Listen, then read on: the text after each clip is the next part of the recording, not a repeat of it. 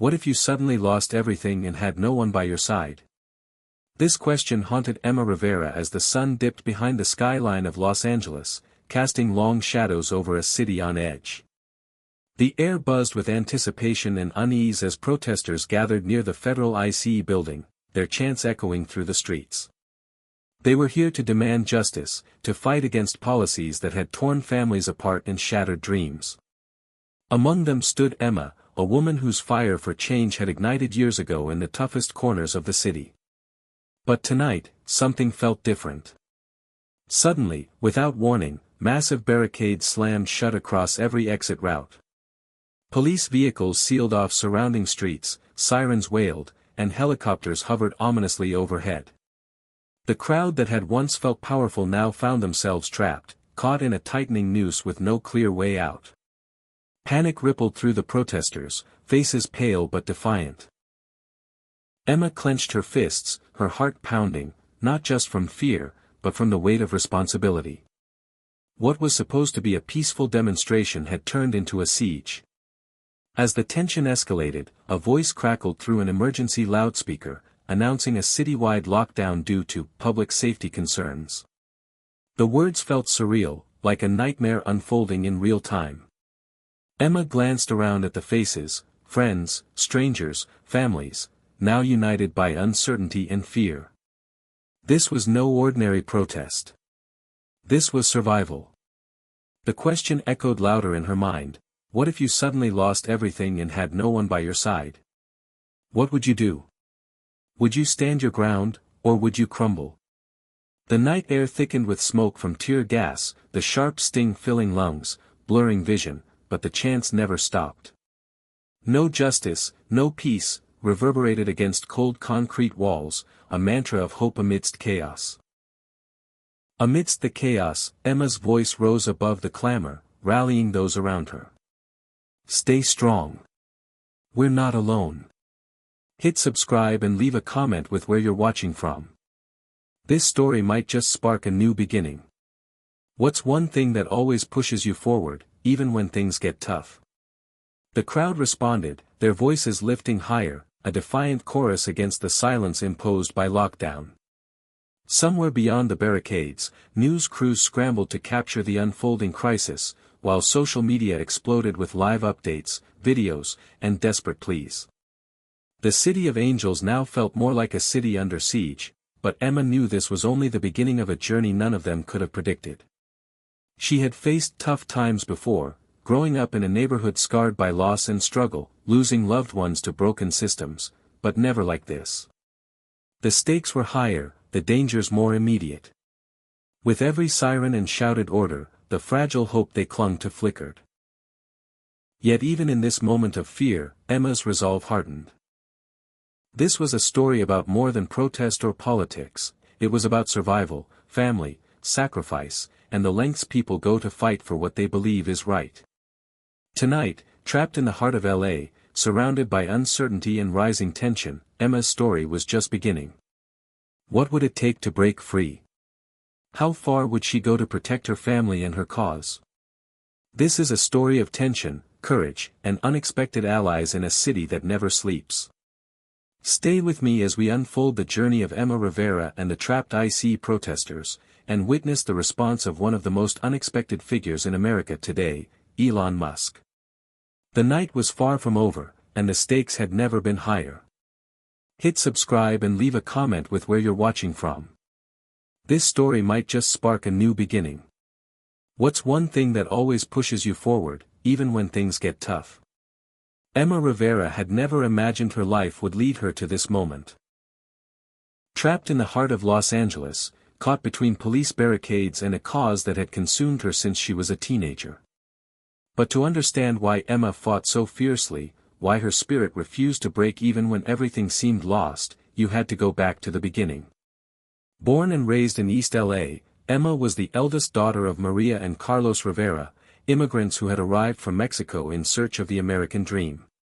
Her parents worked long hours in low-wage jobs, her mother as a housekeeper, her father in a factory, barely making ends meet but never losing hope. Emma's childhood was a tapestry woven with love, hardship, and the constant hum of struggle. The Rivera family lived in a cramped two-bedroom apartment crowded with neighbors and relatives, the walls thin enough to hear the laughter and cries from next door. From an early age, Emma learned the weight of responsibility. When her younger brother Javier was born, she became his protector, his guide, especially as their family faced the harsh realities of living undocumented in a city that often looked the other way but never truly welcomed them. Emma's school years were marked by conflict between worlds. At school, she was one of the few Latina students, often overlooked by teachers and bullied by classmates. At home, she absorbed stories of her parents' sacrifices and the dreams they held for their children. But it wasn't until her sophomore year of high school that everything changed.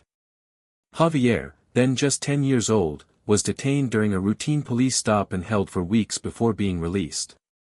The trauma rippled through the family, igniting a fire in Emma that she hadn't known existed. She threw herself into activism, volunteering with local immigrant rights groups and organizing community meetings. At the same time, she met Pastor Lewis, a charismatic and compassionate leader who took Emma under his wing. His church became a sanctuary for those displaced, a place where Emma found both solace and strength. Under Pastor Lewis's mentorship, Emma learned that activism was more than protest. It was about building bridges, creating dialogue, and fighting systemic injustice with heart and strategy. Yet her path was far from easy. Balancing school, part-time jobs, and growing activism left Emma exhausted, but every setback fueled her determination.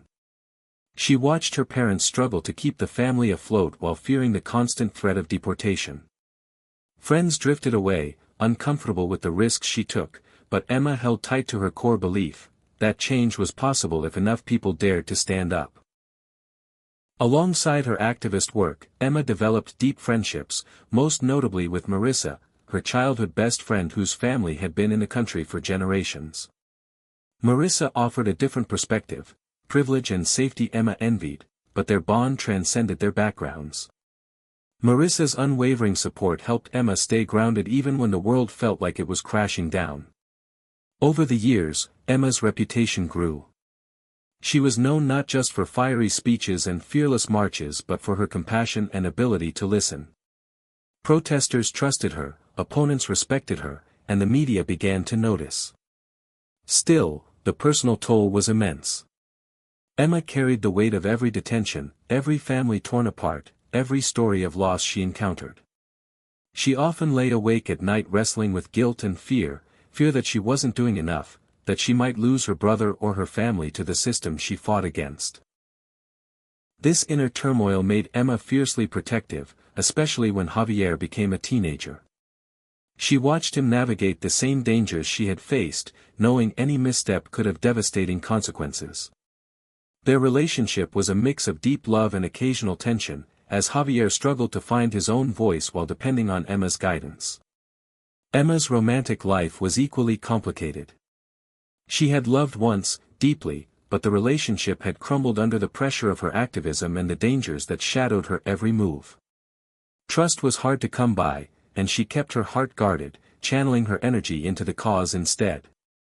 The community around Emma became her chosen family, people who shared her passion and fears, who understood that the fight for immigrant rights was a daily battle against overwhelming odds.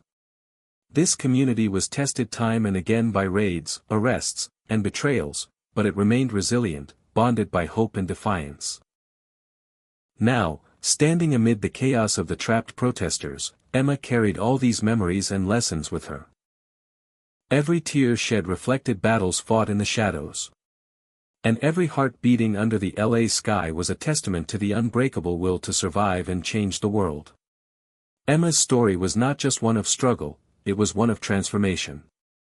From a scared girl hiding her family's status to a fearless leader facing down a city in crisis, she had grown in strength and clarity. But even now, as the police tightened their grip and the helicopters circled overhead, Emma wondered how far she could push. What would it take to protect those she loved? Could she hold the fractured pieces of her community together when the world seemed determined to tear them apart? These questions weighed on her as the first night of lockdown descended. Somewhere deep inside, Emma knew this was more than a protest or a political battle, it was a test of survival, a crucible that would change her and everyone around her forever. The answers, like the city lights flickering in the distance, were still out of reach. But Emma Rivera was ready to face whatever came next. The morning sun rose over Los Angeles with an uneasy calm that belied the storm brewing on its streets. Emma Rivera arrived early at the protest site outside the IC building, the concrete walls looming like cold sentinels. Hundreds had gathered overnight, fueled by determination and the raw urgency of families torn apart by immigration policies. The air was thick with the scent of protest signs freshly painted and the murmur of whispered prayers. Emma moved through the crowd, her voice steady but fierce as she addressed organizers, checking on supplies, and reassuring nervous newcomers. This was more than just a demonstration, it was a declaration, a stand against the injustice that had haunted her community for years. But as the day wore on, the initial optimism began to crack. The police presence grew heavier, officers in riot gear lined the streets, their faces obscured by helmets and shields. Tension simmered beneath the surface, a dangerous undercurrent waiting to explode. Emma noticed groups within the crowd growing restless, some chanting louder, others eyeing the barricades with suspicion. A rift was forming between those who wanted a peaceful protest and those itching for confrontation. Among the organizers, debates flared about strategy. Should they stay on the sidewalk, risking being dispersed quickly? Or move into the streets, claiming more space but risking arrest? Emma found herself caught in the middle, trying to mediate while holding on to the purpose that had brought them all together. Then came the first flashpoint. A small group of protesters began to clash with police after an officer tried to seize a sign. Shouts turned into cries, and suddenly tear gas canisters flew into the air, exploding with a sharp hiss. The crowd scattered momentarily, coughing and blinded, but Emma pushed forward, pulling people back and shouting for calm. "This is our moment," she urged, voice cutting through the chaos. "Don't let fear divide us." Yet beneath her words, a gnawing worry took hold. The media, swarming on the edges, captured every flare-up, broadcasting images that would be dissected and debated for days. Social media lit up with conflicting narratives, some calling the protesters violent agitators, others praising their courage. Amid this swirl, Emma received troubling news. Javier had been stopped by police near their home. The thought hit her like a punch. She clenched her jaw, the fire inside her burning hotter. The personal and political had collided in a way she hadn't prepared for. As afternoon turned to evening, the city announced a curfew, giving protesters 30 minutes to disperse. Emma knew this was a test. Obey the curfew and risk losing momentum, or defy it and face arrest. She convened a quick meeting with the core organizers, weighing options. Many were scared, others angry, some ready to fight. The decision was unanimous: they would hold their ground, but remain peaceful. The crowd tightened, their chants rising louder, more determined. "No justice, no peace," echoed down the streets, bouncing off storefronts and offices. Police moved in with shields raised, pushing the crowd back step by step. Emma felt the weight of each shove, the sting of pepper spray on her skin, but she refused to back down. Then came a sharp shout: someone was arrested nearby. The sight sparked panic, some tried to intervene, others shouted in protest. The fragile unity threatened to unravel. Emma called out, her voice steady but urgent. "We stay together. Don't let fear make us fight each other." Her words worked like a bomb, calming the rising chaos. Still, fractures formed in the group, factions questioning leadership, mistrust growing like a shadow. As night fell, Emma found herself exhausted but vigilant. The crowd was smaller now, many having fled or been detained, but those who remained were fiercely committed. The media captured images of defiance and despair, framing the narrative in ways Emma feared would divide rather than unite. She knew this was only the beginning of a long struggle. Somewhere in the back of her mind, she wrestled with doubt. Was she the leader this moment needed? Could she keep the peace while pushing for justice? The stakes were no longer abstract, they were deeply personal. Javier's safety, her family's future, the lives of every person trapped in this escalating conflict, they all rested on fragile hope and unyielding courage. As the city prepared for the lockdown that would trap them all, Emma steeled herself for the battles ahead, knowing that every decision could mean the difference between survival and devastation. The first wave of arrests hit like a thunderclap, shattering the tense calm that had settled over the protest. Emma watched in horror as officers in riot gear grabbed friends and strangers alike, dragging them away in handcuffs. The crowd's chants faltered, replaced by cries of outrage and despair.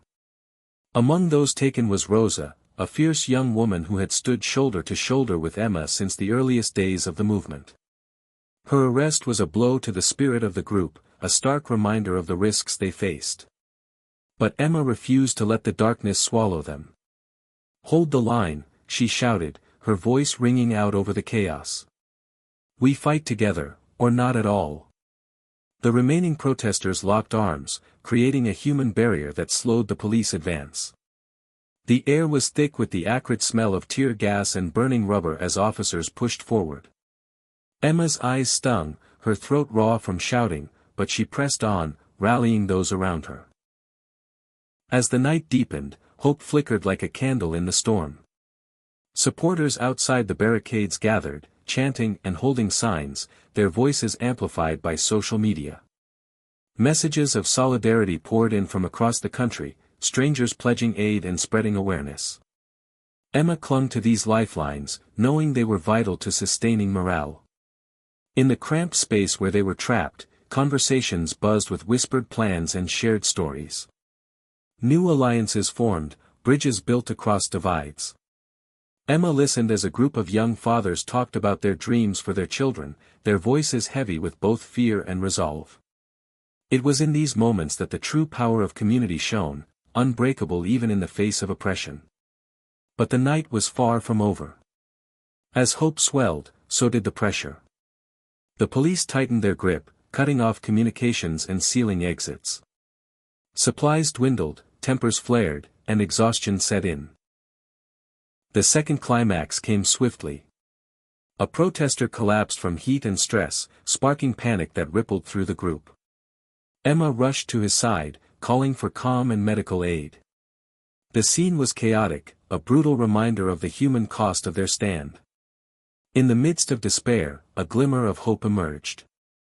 From an unexpected corner, help arrived. A group of volunteers managed to sneak in water and first aid, slipping past police lines under cover of darkness. Emma's heart swelled with gratitude. This small victory was a lifeline, a proof that even in the darkest moments, hope could find a way. Yet the night pressed on with unforgiving intensity. Police announcements crackled over loudspeakers, warning of imminent force if the crowd did not disperse immediately. Emma's resolve hardened. She gathered her closest allies and spoke quietly but firmly. "We have to stay calm, stay together. This is our moment to show the world who we are." But fate had another challenge in store. Just as the group settled into a fragile rhythm of endurance, a sudden surge of officers breached the barricades, pushing deep into the crowd. Shouts turned to screams as protesters were forced back, some falling, others arrested. Emma fought to hold her ground, her mind racing to protect those she could. The physical pain of pepper spray and blows was nothing compared to the ache of watching her community torn apart. Yet even as the tide seemed to turn against them, Emma found strength in unexpected places.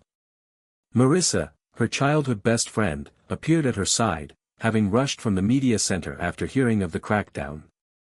Together, they worked to coordinate support, using whatever means they could to keep the remaining protesters informed and safe.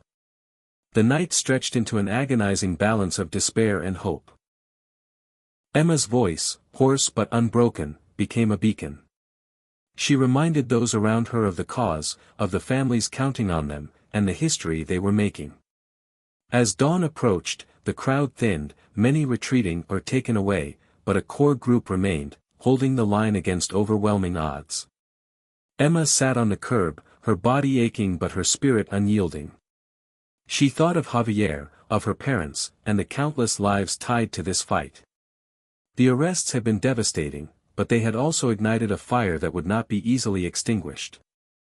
Across the city, communities gathered in solidarity, their voices joining in a chorus of resistance. Emma knew the road ahead would be long and treacherous, filled with more challenges and heartbreaks. But in this crucible of struggle, she also saw the seeds of something new: resilience, unity, and a fierce hope that refused to die. The night's events would be remembered not just as a moment of loss, but as the turning point when a movement found its true strength. The morning after the night of arrests, the atmosphere around the ICE building was electric with uncertainty and whispered rumors. Emma Rivera awoke to the sound of sirens wailing in the distance and helicopters circling overhead.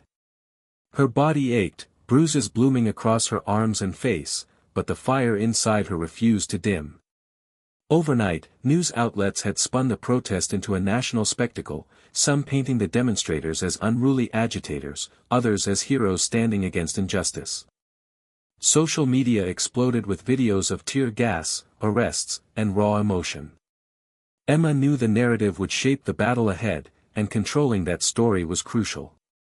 As she gathered with the remaining protesters, an unexpected message came through the police radio frequencies, a message that stunned everyone. Elon Musk, billionaire entrepreneur and now owner of several major media outlets and social platforms, had publicly commented on the protest. What no one expected was the tone. Musk called for de-escalation and suggested an open dialogue between city officials, ICE representatives, and the protesters. The suggestion rippled through the crowd like a thunderclap. Some protesters greeted it with cautious hope, others with suspicion. Emma's mind raced. Could this be a chance to break the stalemate? Or was it a public relations move designed to undermine them? The days that followed transformed the protest from a desperate siege into a high-stakes negotiation. Musk's influence meant the story was no longer confined to local news, it was global. Reporters flocked to the scene, political figures weighed in, and social media hashtags trended worldwide. Emma found herself thrust into an even more complex arena, balancing grassroots activism with media spectacle. Meetings were scheduled between community leaders, ICE officials, and city representatives, with Musk's team mediating. The tense discussions were fraught with distrust on all sides, but Emma saw glimmers of progress. She worked tirelessly to ensure the voices of those most affected, the immigrant families, were heard above the noise. Meanwhile, the protesters inside the barricades faced new challenges. Supplies were limited, and the city's lockdown meant help from outside was scarce. Yet, the atmosphere shifted subtly from fear to determination.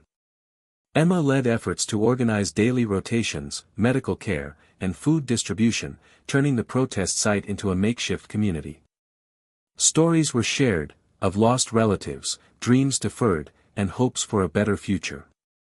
These narratives humanized the struggle, giving faces to statistics and headlines. But the pressure was relentless. ICE ramped up threats of force, police presence increased, and whispers of a possible raid stirred anxiety.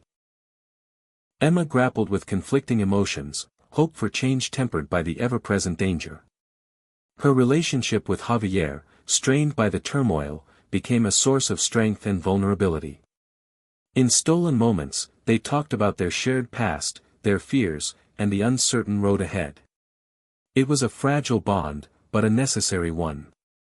The unexpected turn in the protest journey was marked by an announcement that shook the community. A federal judge had agreed to hear a case challenging the legality of the lockdown and mass arrests. This legal avenue offered a new front in the fight, blending activism with judicial power. Emma threw herself into this battle, collaborating with lawyers and advocacy groups, balancing legal strategies with the on-the-ground realities. Throughout this period, Musk's role remained ambiguous. He hosted live streams from the protest, amplifying voices and controversies alike. His interventions sparked debates. Was he a genuine ally, an opportunist, or something in between? Emma watched closely, aware that this new player had the power to shape outcomes in unpredictable ways. As the days stretched on, the protest evolved into a complex saga of courage, compromise, and conflict. Emma's leadership was tested daily, navigating between fiery passions, media scrutiny, and strategic planning. The emotional toll was immense, yet she remained committed to the vision that had carried her this far. This chapter of the journey was not marked by dramatic clashes or immediate victories but by the grinding work of building coalitions, telling stories, and holding on to hope. The city of Los Angeles watched, divided and engaged, as a movement challenged power structures in ways few had imagined. For Emma, the unexpected turn was both a gift and a challenge, a chance to transform anger into action, fear into resilience, and tension into possibility. The road ahead was uncertain, but for the first time, a fragile hope took root amid the chaos. The tension that had gripped the protest reached a fever pitch as Emma Rivera stood before the crowd in the dwindling light of a Los Angeles evening. The past weeks had pushed her to the edge, physically drained, emotionally raw, but there was no turning back now. The truth she was about to reveal would change everything. It started with a leaked document from inside ICE, passed to Emma by an anonymous whistleblower. The papers detailed a secret program, one designed to target immigrant families for swift deportation, ignoring due process, and deliberately separating children from their parents to intimidate communities into silence. The evidence was damning. Emma held the thick folder tightly, feeling the weight of its contents like a living thing. She knew exposing this would electrify the movement but also invite backlash.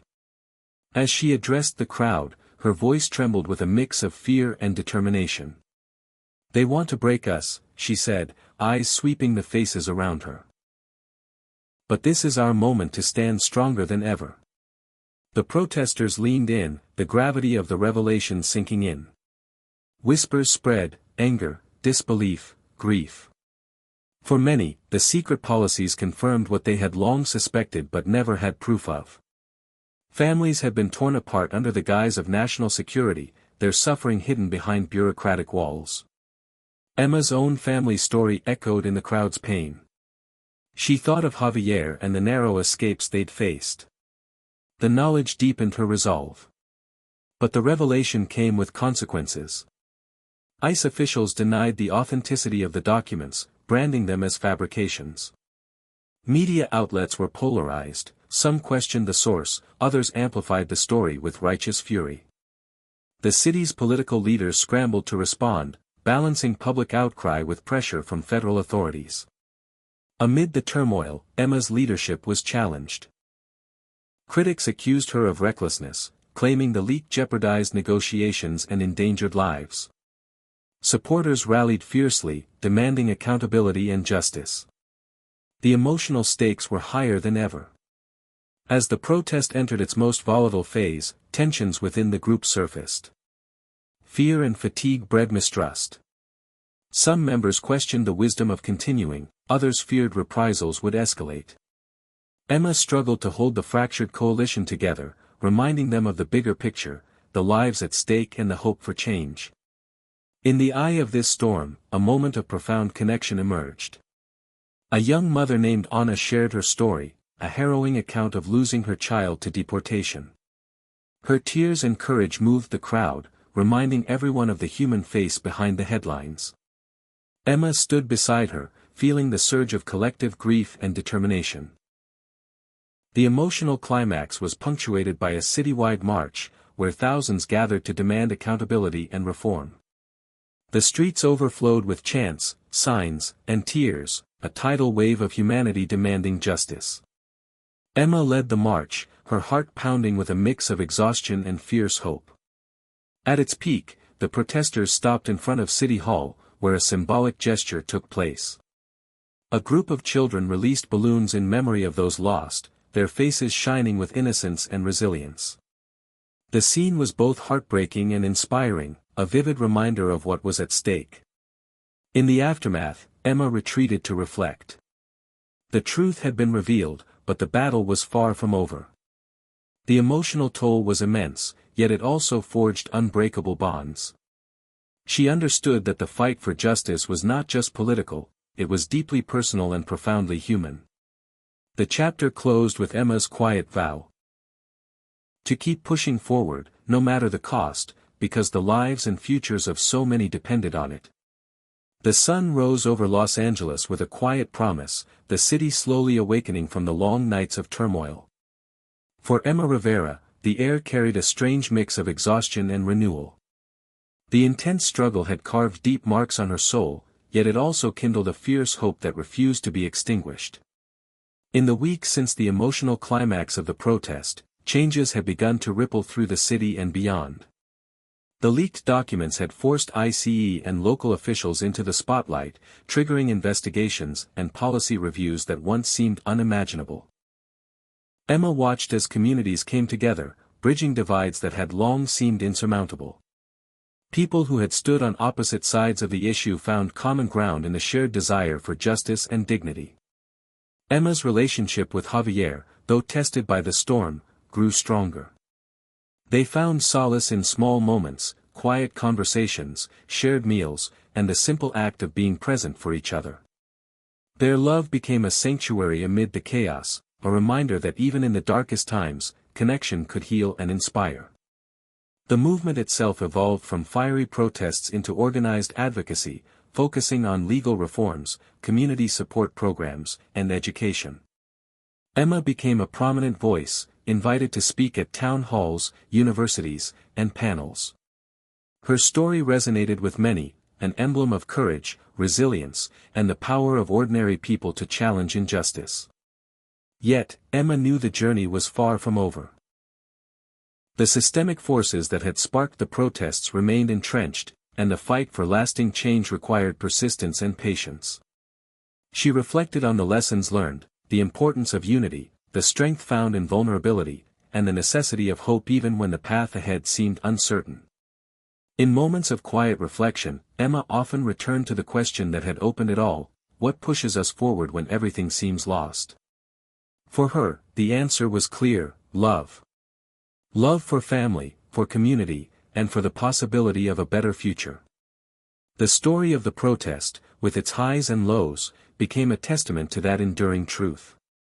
As she walked through the streets now, Emma saw signs of transformation, not just in policies, but in hearts and minds.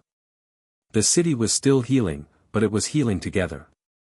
The chapter closed with Emma standing before a new generation of activists, sharing her journey and encouraging them to keep the flame alive. Life is full of surprises, she said softly, but love will always lead the way. And with those words, a new beginning took root, promising hope, resilience, and the enduring power of the human spirit.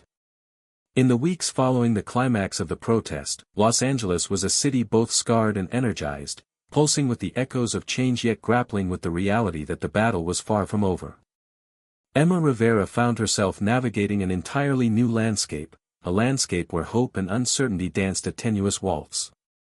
The media attention that had once focused sharply on the protest site now shifted toward the aftermath, the political fallout, the policy debates, the legal battles, and most importantly, the human cost of the standoff. Many of the protesters had been released from detention, but the scars remained, both visible and invisible. For Emma, the weight of responsibility grew heavier. No longer was she just a voice in the crowd, she was a leader, a symbol for many, and a target for others. She received threats online, anonymous messages meant to intimidate and silence, but they only fueled her determination. Every morning she reminded herself that fear was a tool of oppression, and it was one she refused to wield against herself or her community. The city government announced a series of hearings on immigration enforcement practices, driven in part by the outcry sparked by the protest. Emma was invited to testify, a moment both daunting and empowering. Standing before politicians, lawyers, and journalists, she recounted the stories of families torn apart, the secret programs uncovered, and the courage of the thousands who had stood in defiance. Her testimony resonated deeply, opening eyes and shifting hearts. But the opposition was fierce. ICE representatives defended their actions as necessary for national security, painting protesters as misguided and dangerous. The tension in the hearing rooms mirrored the streets weeks earlier, a battlefield of words and wills. Outside, protests continued, smaller but no less passionate. The movement had transformed from a flashpoint into a sustained campaign, with local groups organizing educational workshops, legal clinics, and mutual aid networks. Emma threw herself into coordinating these efforts, knowing that real change required more than headlines. It needed infrastructure, community support, and relentless advocacy. Yet, despite the progress, challenges mounted. Funding for immigrant services was threatened by budget cuts, and backlash from political factions sought to roll back even minor concessions. The national conversation around immigration grew more polarized, leaving activists like Emma to navigate a landscape riddled with misinformation and fear-mongering. In this context, Emma leaned heavily on her closest allies, friends, family, and fellow activists. Javier remained her steadfast partner, balancing his own work with support for the cause. Together, they found strength in shared purpose and quiet moments away from the storm. The psychological toll of activism was undeniable. Emma faced sleepless nights haunted by memories of tear gas and arrests, moments of despair shadowed by flashes of hope. She sought counseling and encouraged others in the movement to prioritize mental health, recognizing that resilience was as much about self-care as it was about courage. Meanwhile, Elon Musk's involvement continued to ripple through the narrative. His platform amplified voices and brought unprecedented attention, but it also introduced new complications. Musk's unpredictable statements and interventions sometimes sparked controversy, distracting from the core issues and fracturing unity among activists. Emma grappled with how to harness the power of such influence without losing the grassroots spirit that had fueled the movement's birth. In response, she helped form a coalition dedicated to transparency and accountability, ensuring that the movement's goals remained centered on the people most affected. As Los Angeles slowly returned to a new normal, the cityscape bore the marks of the protest. Murals appeared on walls, memorializing those lost and celebrating the courage of those who fought. Community centers blossomed with new programs, and dialogues between law enforcement and immigrant groups tentatively began. Emma often walked these streets, feeling a bittersweet mix of pride and vigilance. She knew the fight for justice was not a sprint but a marathon, with victories and setbacks woven into its fabric. The new challenges ahead were daunting but also galvanizing. Emma began working with legal experts to challenge unjust detentions and to advocate for comprehensive immigration reform at the state and federal levels. She engaged with youth programs to empower the next generation of activists, sharing hard-earned lessons and fostering a spirit of hope and determination. Each day brought fresh hurdles, bureaucratic delays, political pushback, personal sacrifices, but also moments of profound connection and joy. Emma remembered the faces of the children who had released balloons months before, their innocence a powerful reminder of why the struggle mattered. This chapter of her life was defined by growth, complexity, and the unyielding belief that change was possible. Emma's journey had evolved from a spontaneous protest to a movement rooted in community, justice, and unwavering hope. As she looked ahead, she embraced the uncertainty, knowing that every step forward was a testament to resilience and love. The media frenzy that engulfed the ICE protest in Los Angeles became a defining moment not only for Emma Rivera but for the entire movement. From the moment the news broke about the arrests and the leaked documents exposing secret deportation programs, reporters, pundits, and commentators descended on the city like a swarm, each bringing their own agenda and perspective.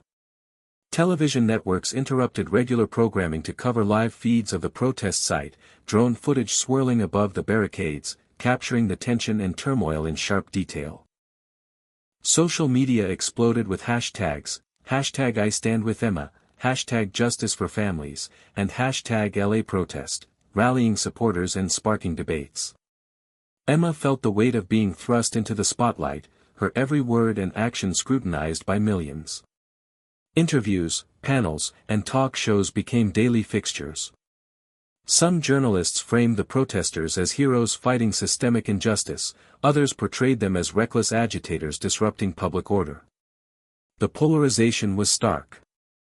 Emma navigated this media storm with care, knowing that every statement could be twisted or amplified beyond her intent.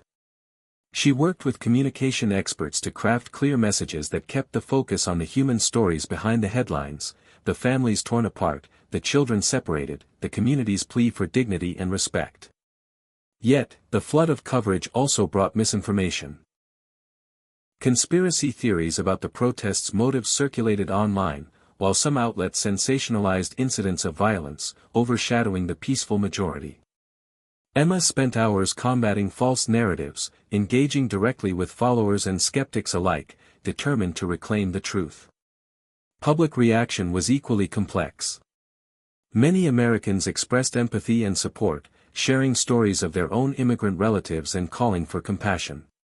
Solidarity events sprouted nationwide, from small-town rallies to large marches in major cities. But there was also backlash. Political leaders used the protests to stoke fears about immigration, portraying the movement as a threat to law and order. Some local businesses near the protest site reported losses, fueling resentment and calls for a swift crackdown. In the midst of this cacophony, Emma found unexpected allies. Influential voices from entertainment, sports, and academia lent their support, helping to shift public opinion and broaden the conversation. Documentaries and op-eds highlighted the systemic issues at play, challenging stereotypes and fostering empathy. The media's relentless spotlight brought pressure to bear on policymakers. City officials faced protests outside their offices, and federal representatives received flood of calls demanding action. Legislative hearings cited Emma's testimony and the leaked documents as evidence prompting reform. But the spotlight was a double-edged sword.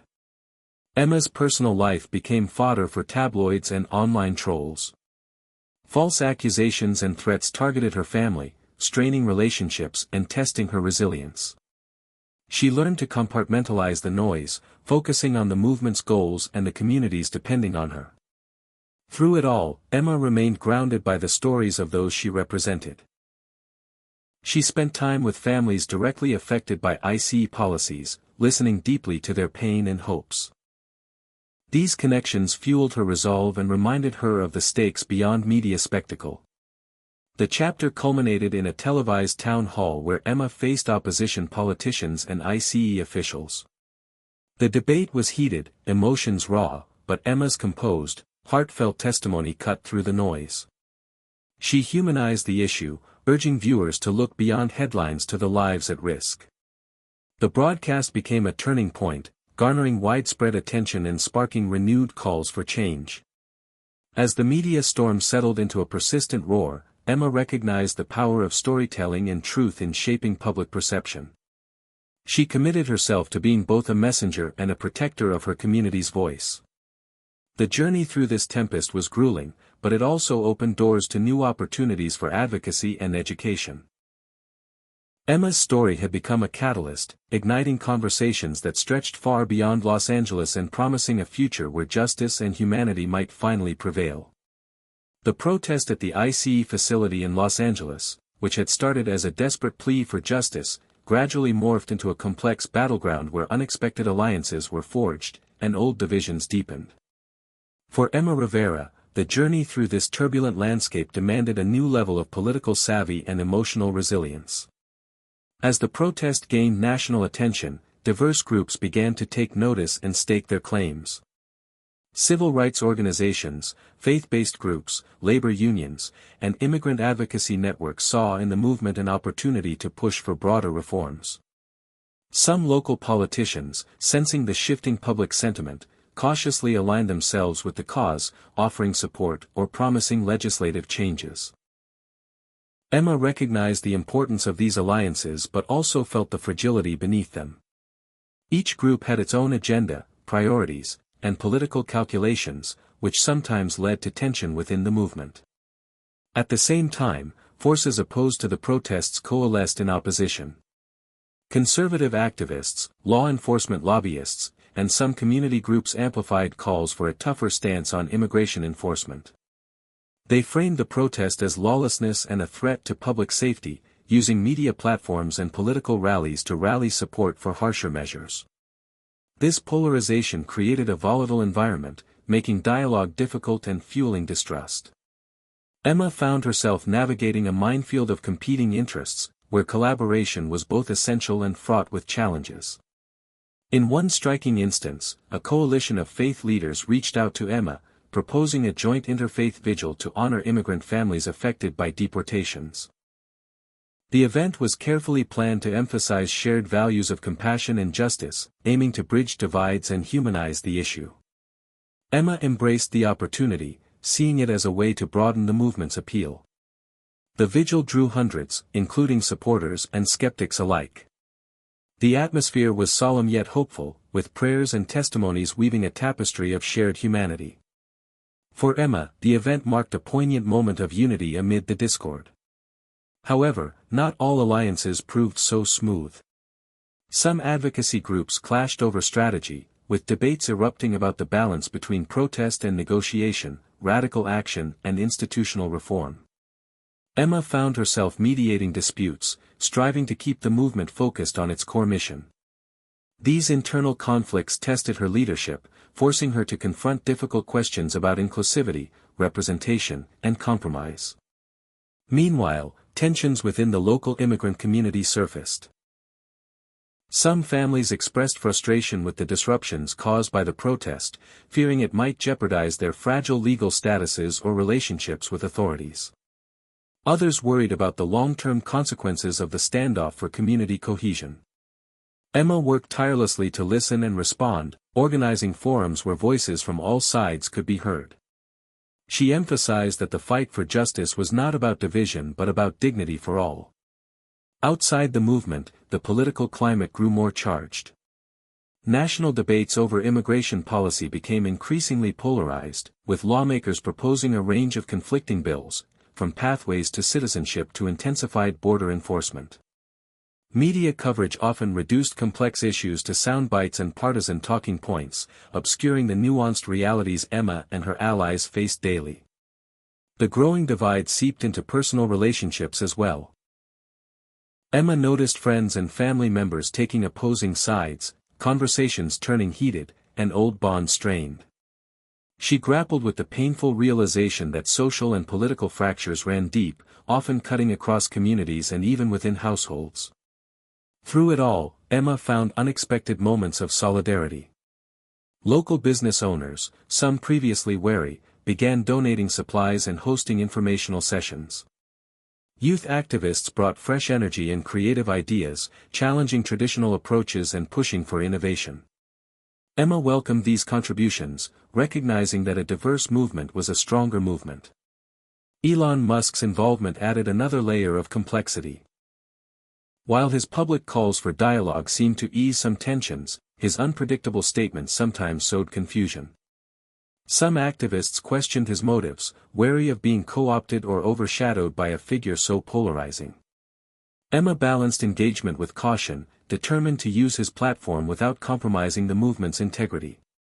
The chapter unfolded as a story of paradox, alliances that opened new possibilities, yet also exposed fault lines, a community united by shared goals yet divided by differing visions of how to achieve them.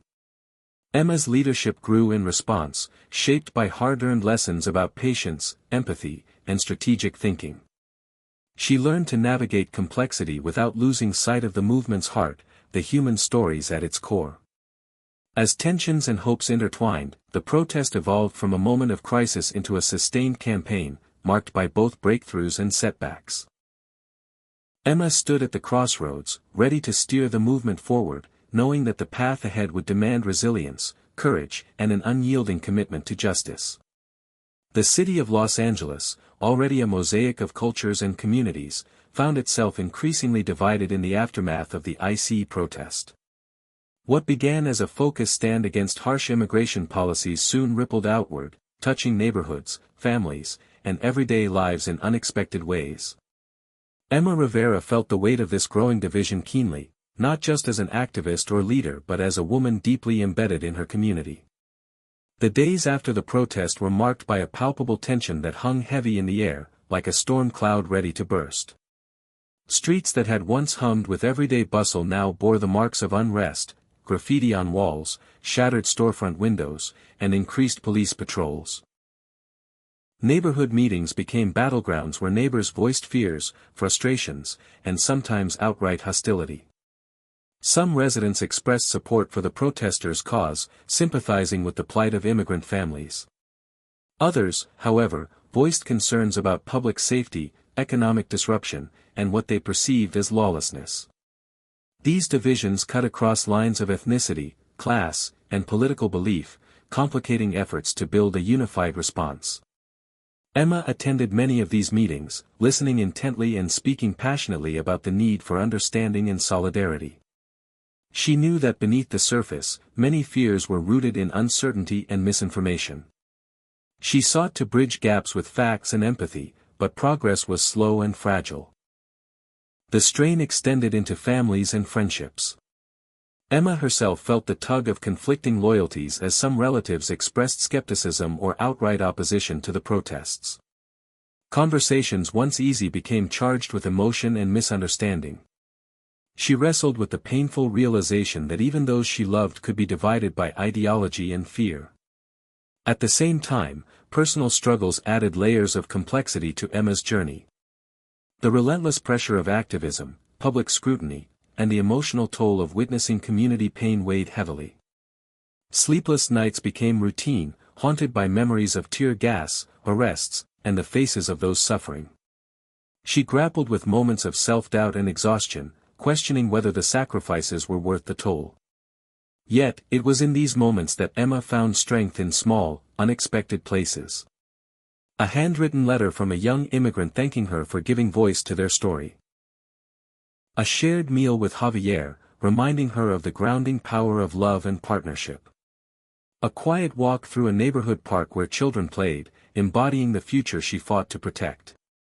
The city itself became a character in this unfolding drama, its streets, parks, and community centers reflecting the fractures and hopes of its people. Local businesses faced economic hardship as some customers stayed away from protest-affected areas, fueling resentment and fear. At the same time, grassroots efforts to support affected workers and families sprang up, demonstrating resilience and compassion. Law enforcement, caught between mandates and community relations, struggled to navigate the charged environment. Some officers sought to build trust with immigrant communities, while others doubled down on aggressive tactics, escalating tensions further.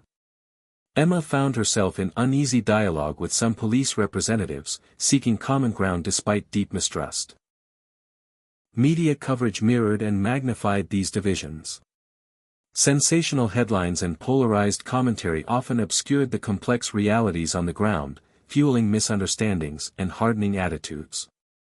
Emma learned to approach the media cautiously, seeking outlets that would tell nuanced stories and amplify marginalized voices. Amid the turmoil, the immigrant community's resilience shone through. Mutual aid networks grew stronger, offering food, legal support, and emotional care. Cultural events celebrated identity and solidarity, reminding everyone that unity was possible even in difficult times. Emma participated in these gatherings, drawing strength and inspiration from collective spirit.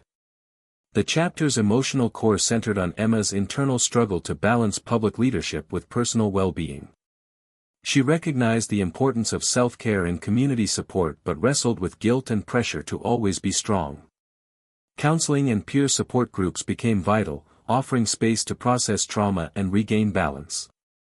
As the city wrestled with its divisions, Emma held fast to the belief that dialogue, empathy, and persistent effort could heal wounds. She envisioned a future where diverse communities could coexist with respect and shared purpose. The chapter closed with Emma standing before a mixed crowd at a community forum, urging listeners to see beyond differences and work together. "We are stronger when we choose understanding over fear," she said. "This city, our city, deserves nothing less." Her words, filled with both urgency and hope, echoed in the hearts of those present, planting seeds for healing and unity. The weeks following the protest brought a surge of legal battles and mounting political pressure that reshaped the landscape of the immigration movement in Los Angeles. Emma Rivera found herself thrust into a new role, one that required navigating courtrooms and legislative halls as much as city streets. The leaked IC documents that had exposed secret detention and deportation programs became the foundation for multiple lawsuits filed by immigrant rights organizations, civil liberties groups, and affected families. Emma collaborated closely with a team of dedicated lawyers who worked tirelessly to challenge the legality of ICE's actions and to secure protections for detainees. These legal challenges were complex and arduous, unfolding in a series of hearings, motions, and appeals. Emma attended many of these proceedings, offering testimony and coordinating with legal advocates to highlight the human impact behind the dry legal jargon. Each courtroom battle was a reminder that the fight for justice required not only passion but also strategic thinking and patience. Meanwhile, political pressure mounted on elected officials at local, state, and federal levels. City leaders faced growing demands from constituents to reform law enforcement policies and to limit cooperation with federal immigration authorities. Emma met with council members, sharing stories from the protest and advocating for ordinances that would protect immigrant communities from unjust detention and deportation. Some officials responded with empathy and urgency, proposing measures like sanctuary city policies and increased funding for immigrant services. Others resisted, citing concerns about public safety and federal funding. The political arena became a contentious battleground, with debates echoing the divisions in the community. Emma's advocacy extended beyond the city. She engaged with state legislators and congressional representatives, pushing for comprehensive immigration reform and oversight of ICE operations.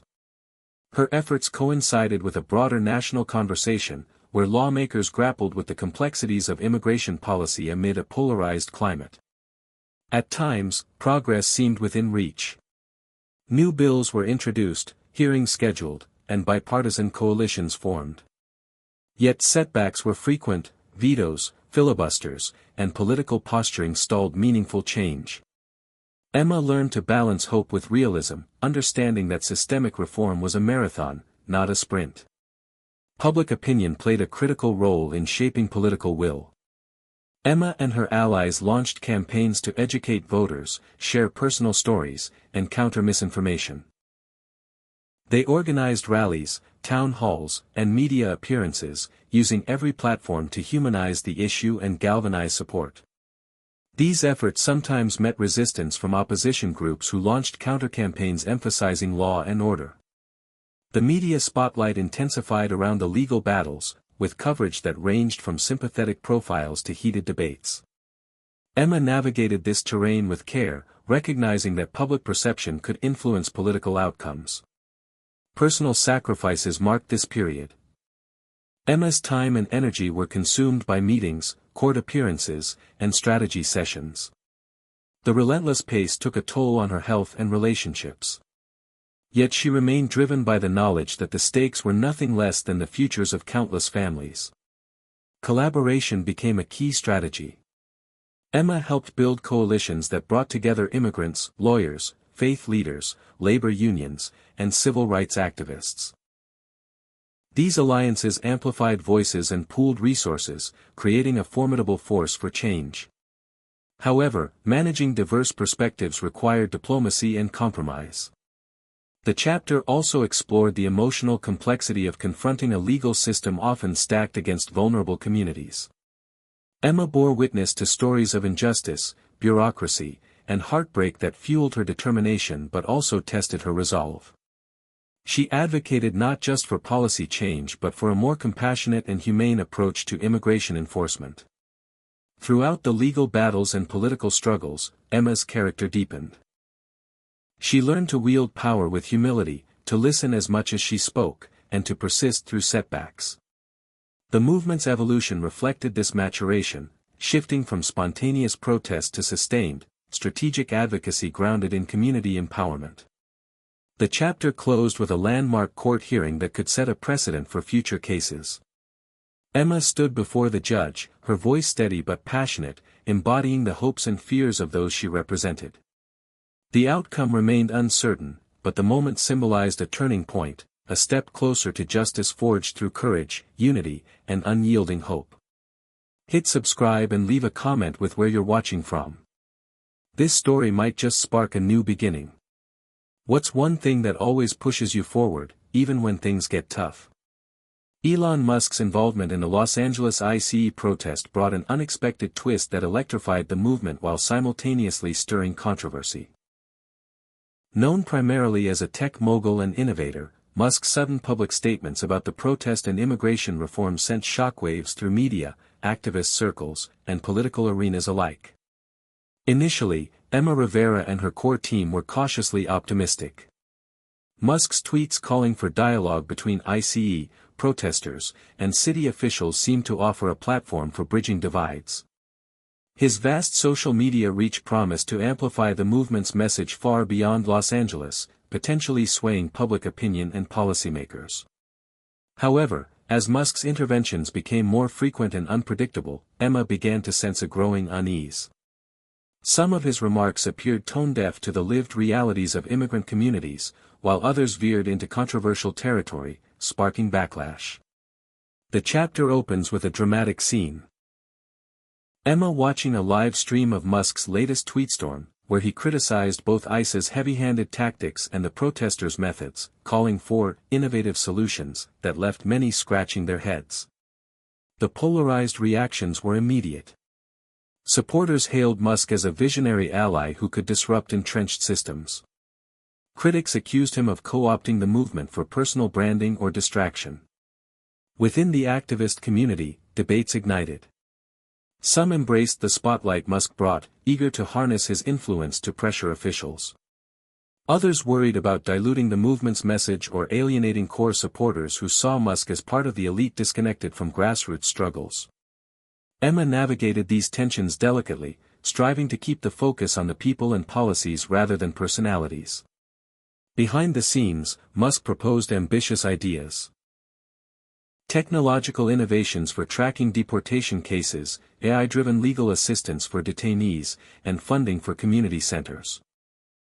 While visionary, these proposals sometimes clashed with the immediate needs of the movement, such as legal representation, housing, and healthcare. Emma and her team engaged in tough conversations with Musk's representatives to align goals and ensure that resources were used effectively. Media coverage of Musk's intervention was relentless. Headlines alternated between praise for his boldness and skepticism about his motives. Pundits debated whether his involvement was a genuine act of social responsibility or a strategic move to polish his public image amid other controversies. Emma found herself fielding questions from reporters, carefully articulating the movement's stance while maintaining a cautious openness to collaboration. Public opinion shifted unpredictably. Musk's tech-savvy followers, many younger and politically moderate, began engaging with immigration issues in new ways, sparking viral discussions. Meanwhile, some immigrant advocates remained wary, concerned that Musk's approach risked technocratizing what was fundamentally a human rights crisis. The chapter also explores Musk's personal motivations. Interviews and insider accounts reveal a complex figure driven by a blend of idealism, ego, and pragmatism. Emma's team conducted due diligence, balancing appreciation for Musk's resources with vigilance against potential pitfalls. In one pivotal moment, Musk publicly attended a community forum organized by Emma's group. The event was tense, with activists and residents posing pointed questions about priorities and accountability. Musk listened attentively, offering thoughtful responses but also facing sharp critique. The interaction was a microcosm of the larger dynamic, a blend of promise and challenge. Throughout this period, Emma's leadership was tested. She had to manage external expectations, internal doubts, and the evolving media narrative. The movement's identity risked fragmentation as supporters debated the merits and risks of Musk's involvement. Emma prioritized transparency and dialogue, holding open meetings and soliciting feedback from the grassroots base. The chapter culminates in a dramatic confrontation when a controversial Musk tweet criticizing local politicians ignites a political firestorm. City officials respond with harsh rebukes, accusing Musk of interference and exacerbating tensions. The protest gains renewed attention, but the atmosphere grows more volatile. Emma convenes a crisis meeting to chart a path forward, emphasizing the need to keep the movement's mission clear and focused amid the swirling controversy. The closing scene captures Emma reflecting on the paradox of Musk's involvement, how a figure of immense influence could be both a catalyst and a complication for a movement rooted in community struggle. She resolves to harness the moment with care, determined to turn disruption into progress without losing the movement's soul. This chapter deepens the narrative by highlighting the complexities of alliances between grassroots activism and powerful outsiders, illustrating the delicate balance between opportunity and risk in social change. The media frenzy surrounding the Los Angeles ICE protest reached a fever pitch as cameras, reporters, and social media influencers descended on the city. What started as a local event had exploded into a national spectacle, with headlines, debates, and viral videos shaping public opinion in ways few could have predicted. Emma Rivera found herself at the eye of the storm, navigating the complexities of media attention while trying to keep the movement's core message intact.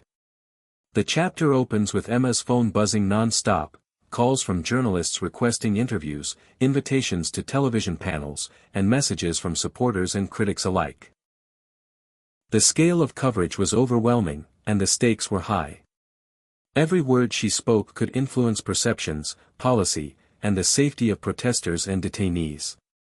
Early media reports tended to focus on the dramatic and sometimes chaotic scenes at the ICE facility, tear gas, arrests, confrontations with police.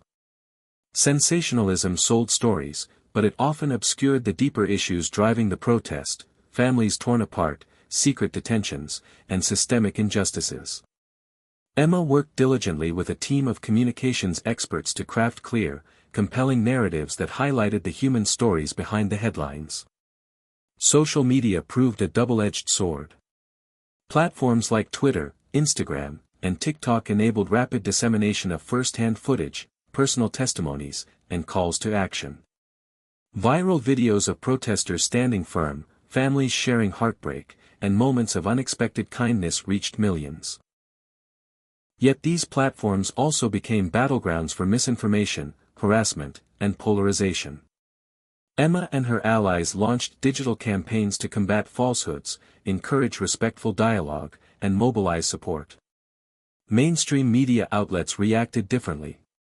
Some reporters and editors embraced the opportunity to investigate and amplify immigrant voices, producing in-depth features and documentaries. Others framed the protest through partisan lenses, aligning coverage with political agendas that either demonized or romanticized the movement. Emma learned to identify allies in the press and to approach hostile coverage strategically, sometimes pushing back publicly to correct errors or biases. The public response mirrored these media dynamics.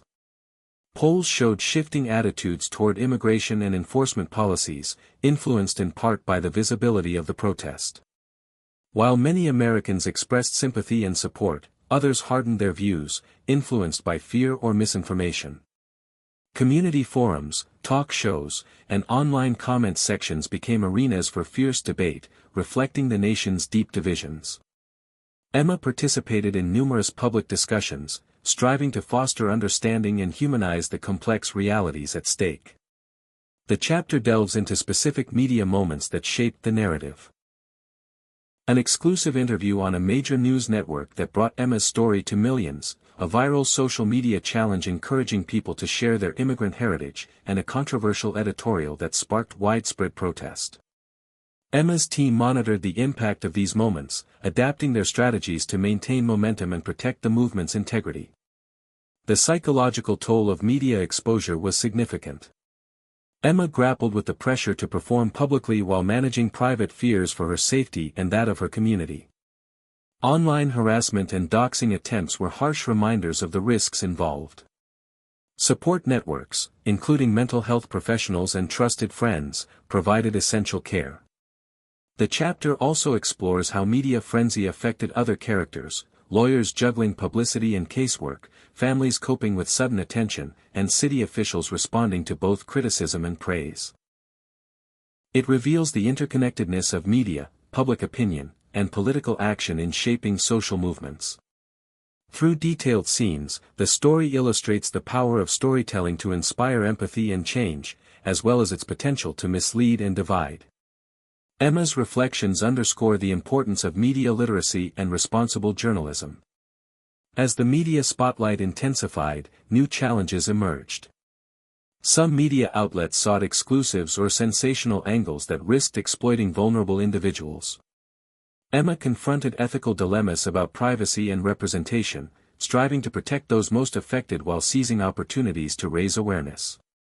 The chapter closes with a major televised town hall, broadcast nationwide, where Emma faces a live audience of supporters, skeptics, and undecided viewers.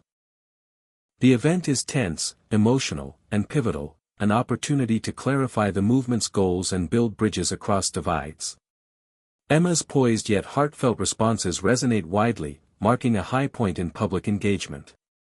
As the credits roll on this chapter of the story, the media frenzy remains a force both empowering and challenging, reflecting the complexities of truth, power, and human connection in the digital age. Emma's journey through this whirlwind strengthens her resolve and sharpens her understanding of the multifaceted battle for justice. The tumult of protests, legal battles, and media frenzy had taken its toll on Los Angeles, but beneath the surface, something unexpected was brewing, alliances that crossed traditional divides and began to reshape the landscape of the immigration movement. Emma Rivera found herself at the center of this pivotal moment, witnessing firsthand how collaboration between unlikely partners could forge new paths toward justice. The chapter opens with Emma attending a neighborhood meeting that brought together not only immigrant advocates but also local business owners, faith leaders, law enforcement representatives, and even some city officials who had previously opposed the protests. The atmosphere was cautious but hopeful, charged with the recognition that lasting change would require bridging gaps and building trust. Conversations at the meeting revealed shared concerns: economic instability caused by prolonged unrest, the need for community safety, and the moral imperative to protect vulnerable populations. This common ground became the foundation for dialogue that had previously seemed impossible. Emma listened carefully as a small business owner spoke about losing customers due to protest-related disruptions but also expressed sympathy for families fearing deportation. A police captain acknowledged mistakes in past enforcement tactics and expressed a desire to improve relations with immigrant communities. Faith leaders shared stories of their congregation's struggles and resilience. These exchanges were raw and honest, peeling back layers of mistrust and misunderstanding. Encouraged by this dialogue, Emma helped spearhead the formation of a coalition dedicated to addressing immigration and community welfare through collaborative initiatives. The coalition's agenda included creating safe reporting channels for immigrants, organizing job fairs, and advocating for humane enforcement policies. The effort was not without challenges. Skeptics remained, and some activists worried about compromising core principles. Emma navigated these tensions by emphasizing the power of unity without sacrificing justice. A breakthrough came when the coalition successfully lobbied the city council to pass a measure limiting ICE's access to local jails, a concrete victory that energized members and demonstrated the potential of united action. The chapter highlights individual stories within the coalition that illustrate the complexities of alliance building. Javier, Emma's partner, played a key role in bridging cultural divides, drawing on his background as a community organizer. A former ICE agent who had become disillusioned with the system joined the coalition, providing insider perspective that deepened understanding. Meanwhile, local youth, inspired by the movement, contributed fresh energy and innovative ideas through social media campaigns and arts projects. The chapter also explores the ripple effects of these alliances beyond Los Angeles. News of the coalition's work attracted attention from other cities grappling with similar issues, sparking conversations about replicating the model. Emma was invited to speak at regional conferences and national forums, sharing lessons learned and emphasizing the importance of inclusive, community-driven solutions. Throughout this turning point, Emma's leadership evolved. She became more adept at balancing diverse interests, mediating conflicts, and articulating a vision that honored both pragmatism and idealism. Her personal growth mirrored the movement's maturation, from reactive protest to proactive engagement. Yet, the chapter does not shy away from the obstacles that persisted. Deep-seated systemic barriers, political opposition, and ongoing human suffering underscored the long road ahead. Moments of frustration and setback tested the coalition's resolve, but the emerging alliances provided a foundation of hope and resilience. The chapter closes with a community festival organized by the coalition, celebrating cultural diversity, unity, and progress. Emma stands on stage, surrounded by coalition members and families whose lives have been touched by the movement. As music fills the air and children dance, Emma reflects on how far they had come and the power of unexpected alliances to transform conflict into cooperation. The festival symbolizes not only a milestone but a new chapter, a testament to the strength found in coming together across divides to build a more just and compassionate future.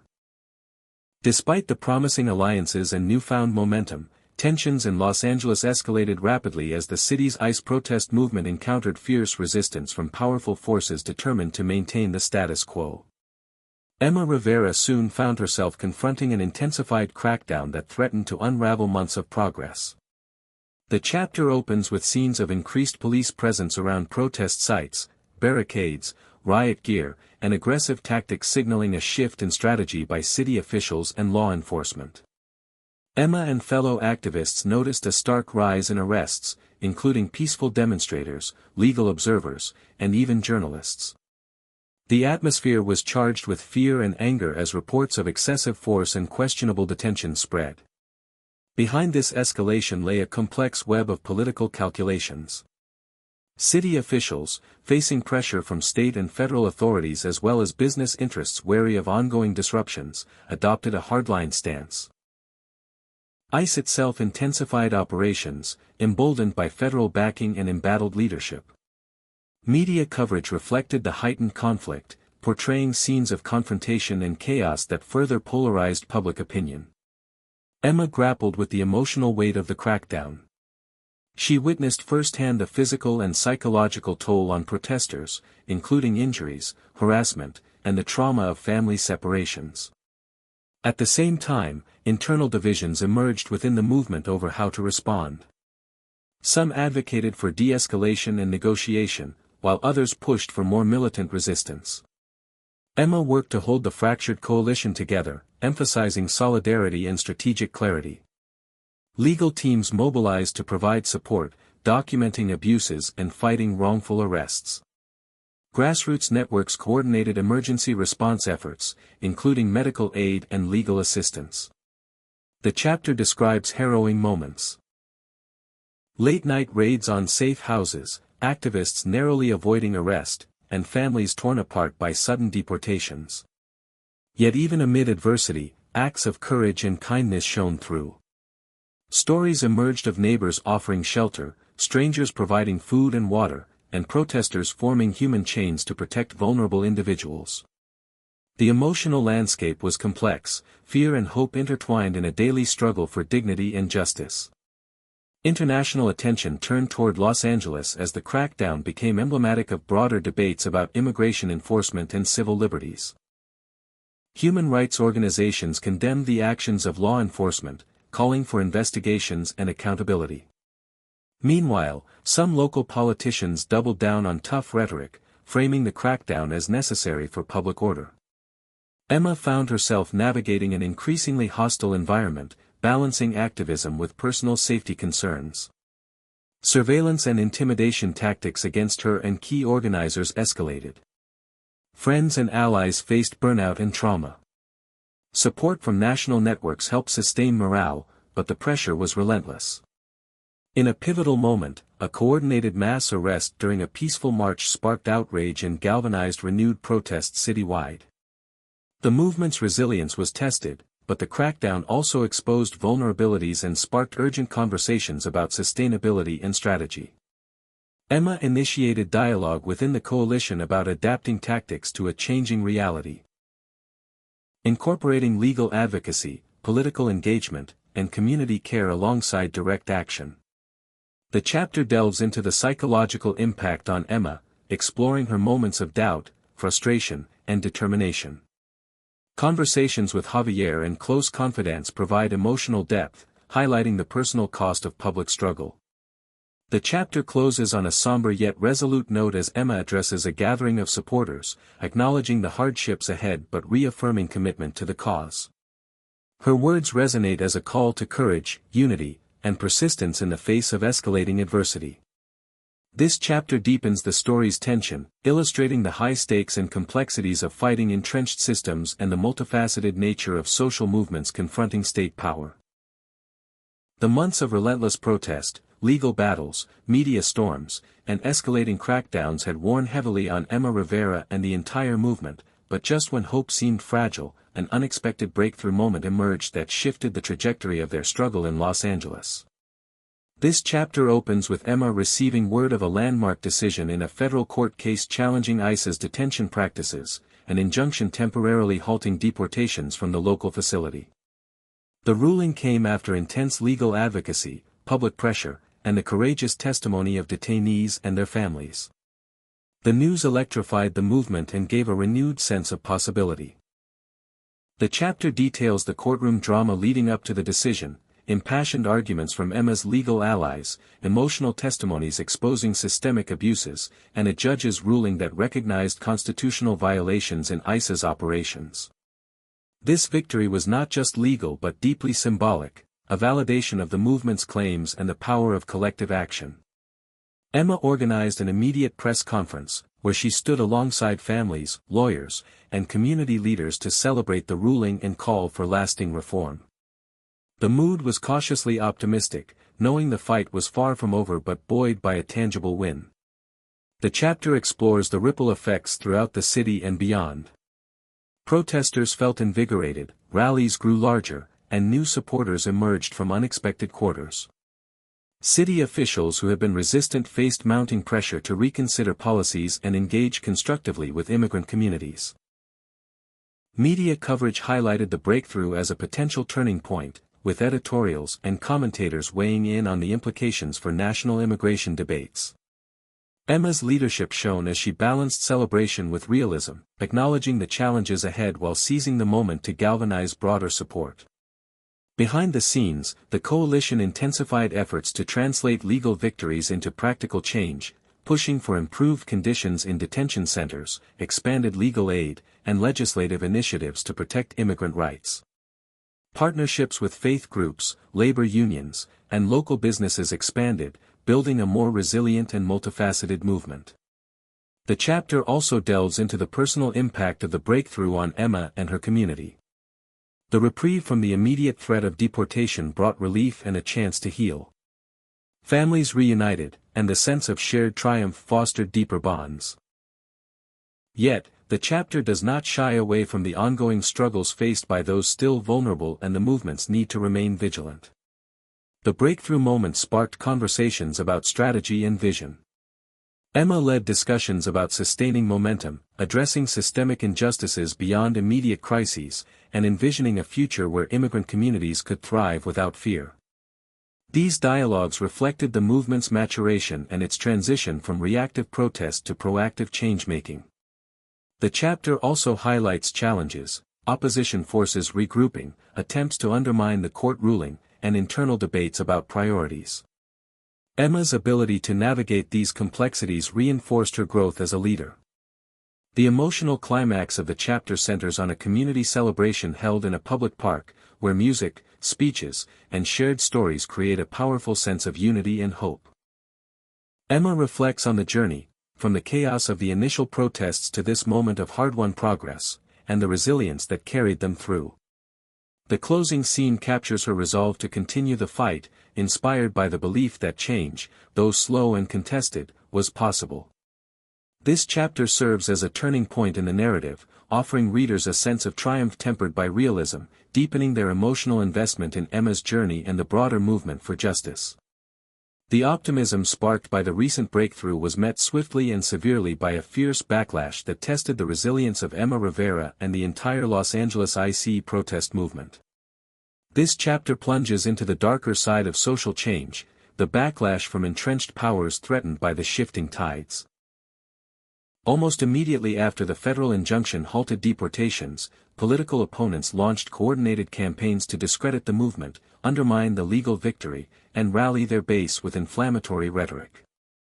The chapter opens with Emma reviewing a barrage of media attacks, opinion pieces labeling protesters as lawbreakers, politicians casting the court ruling as a threat to national security, and social media trolls amplifying divisive messages. This surge in hostility created a toxic environment, feeding fear and misinformation among segments of the public. Emma and her allies recognized the danger but refused to be cowed. They doubled down on outreach efforts, launching fact-based campaigns to counter falsehoods and amplify the voices of immigrant families telling their stories with courage and dignity. The chapter details the strategic responses devised by the movement's communication team. Social media campaigns highlighting human rights, public forums fostering dialogue across divides, and partnerships with sympathetic media outlets. Yet the backlash was not limited to rhetoric. The city saw a sharp increase in hate crimes and acts of intimidation directed at immigrant communities and activists.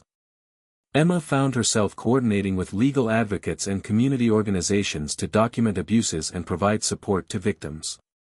The personal toll was palpable. Members of the movement, including Emma, faced harassment, threats, and invasive surveillance.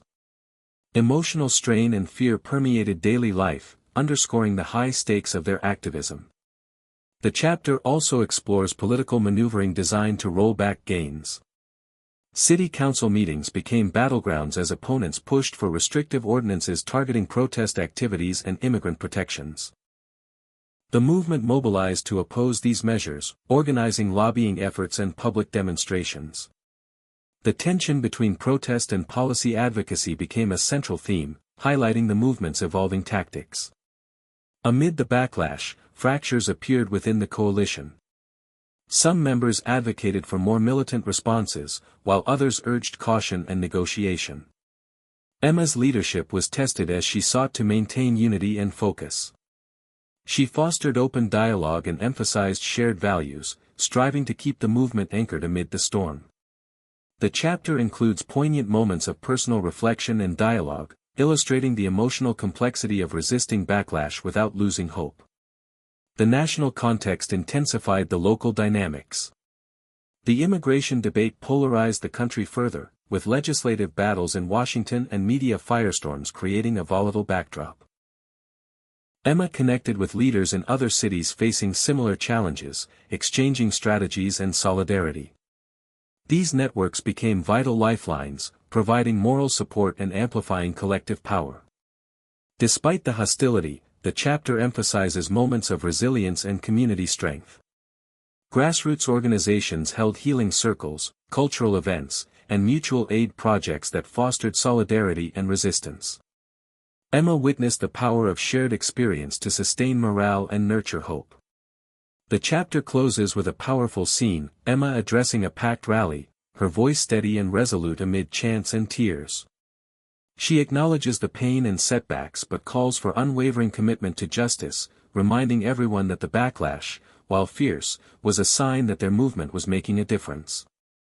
The closing lines underscore the dual reality of social change, the cost and the possibility, setting the stage for the final chapters of the story. This chapter deepens the narrative tension by exposing the high stakes of activism, the persistence of systemic opposition, and the enduring courage required to pursue justice. As the backlash intensified and the city's tensions reached a boiling point, Emma Rivera and the coalition recognized that the moment called for a bold and decisive final push to transform their hard-fought gains into lasting change. This chapter plunges into the heart of the movement's most ambitious mobilization yet, blending strategic planning, emotional perseverance, and grassroots energy to mount a large-scale rally aimed at reshaping public opinion and influencing policymakers. The chapter opens with Emma and her core team convening in a cramped community center, poring over plans for what they hoped would be a historic event. Logistics, permits, security, messaging, and outreach all demanded meticulous attention. They debated how to balance inclusivity with safety, direct action with policy advocacy, and passion with discipline. The stakes were immense. Success could catalyze a wave of reform, failure risked burnout and further backlash. Emma felt the weight of leadership pressing on her shoulders but drew strength from the collective commitment of volunteers, allies, and families affected by ICE enforcement. The movement's diverse coalition reflected the city's mosaic of identities: immigrant families, faith groups, labor unions, youth activists, small business owners, and concerned citizens.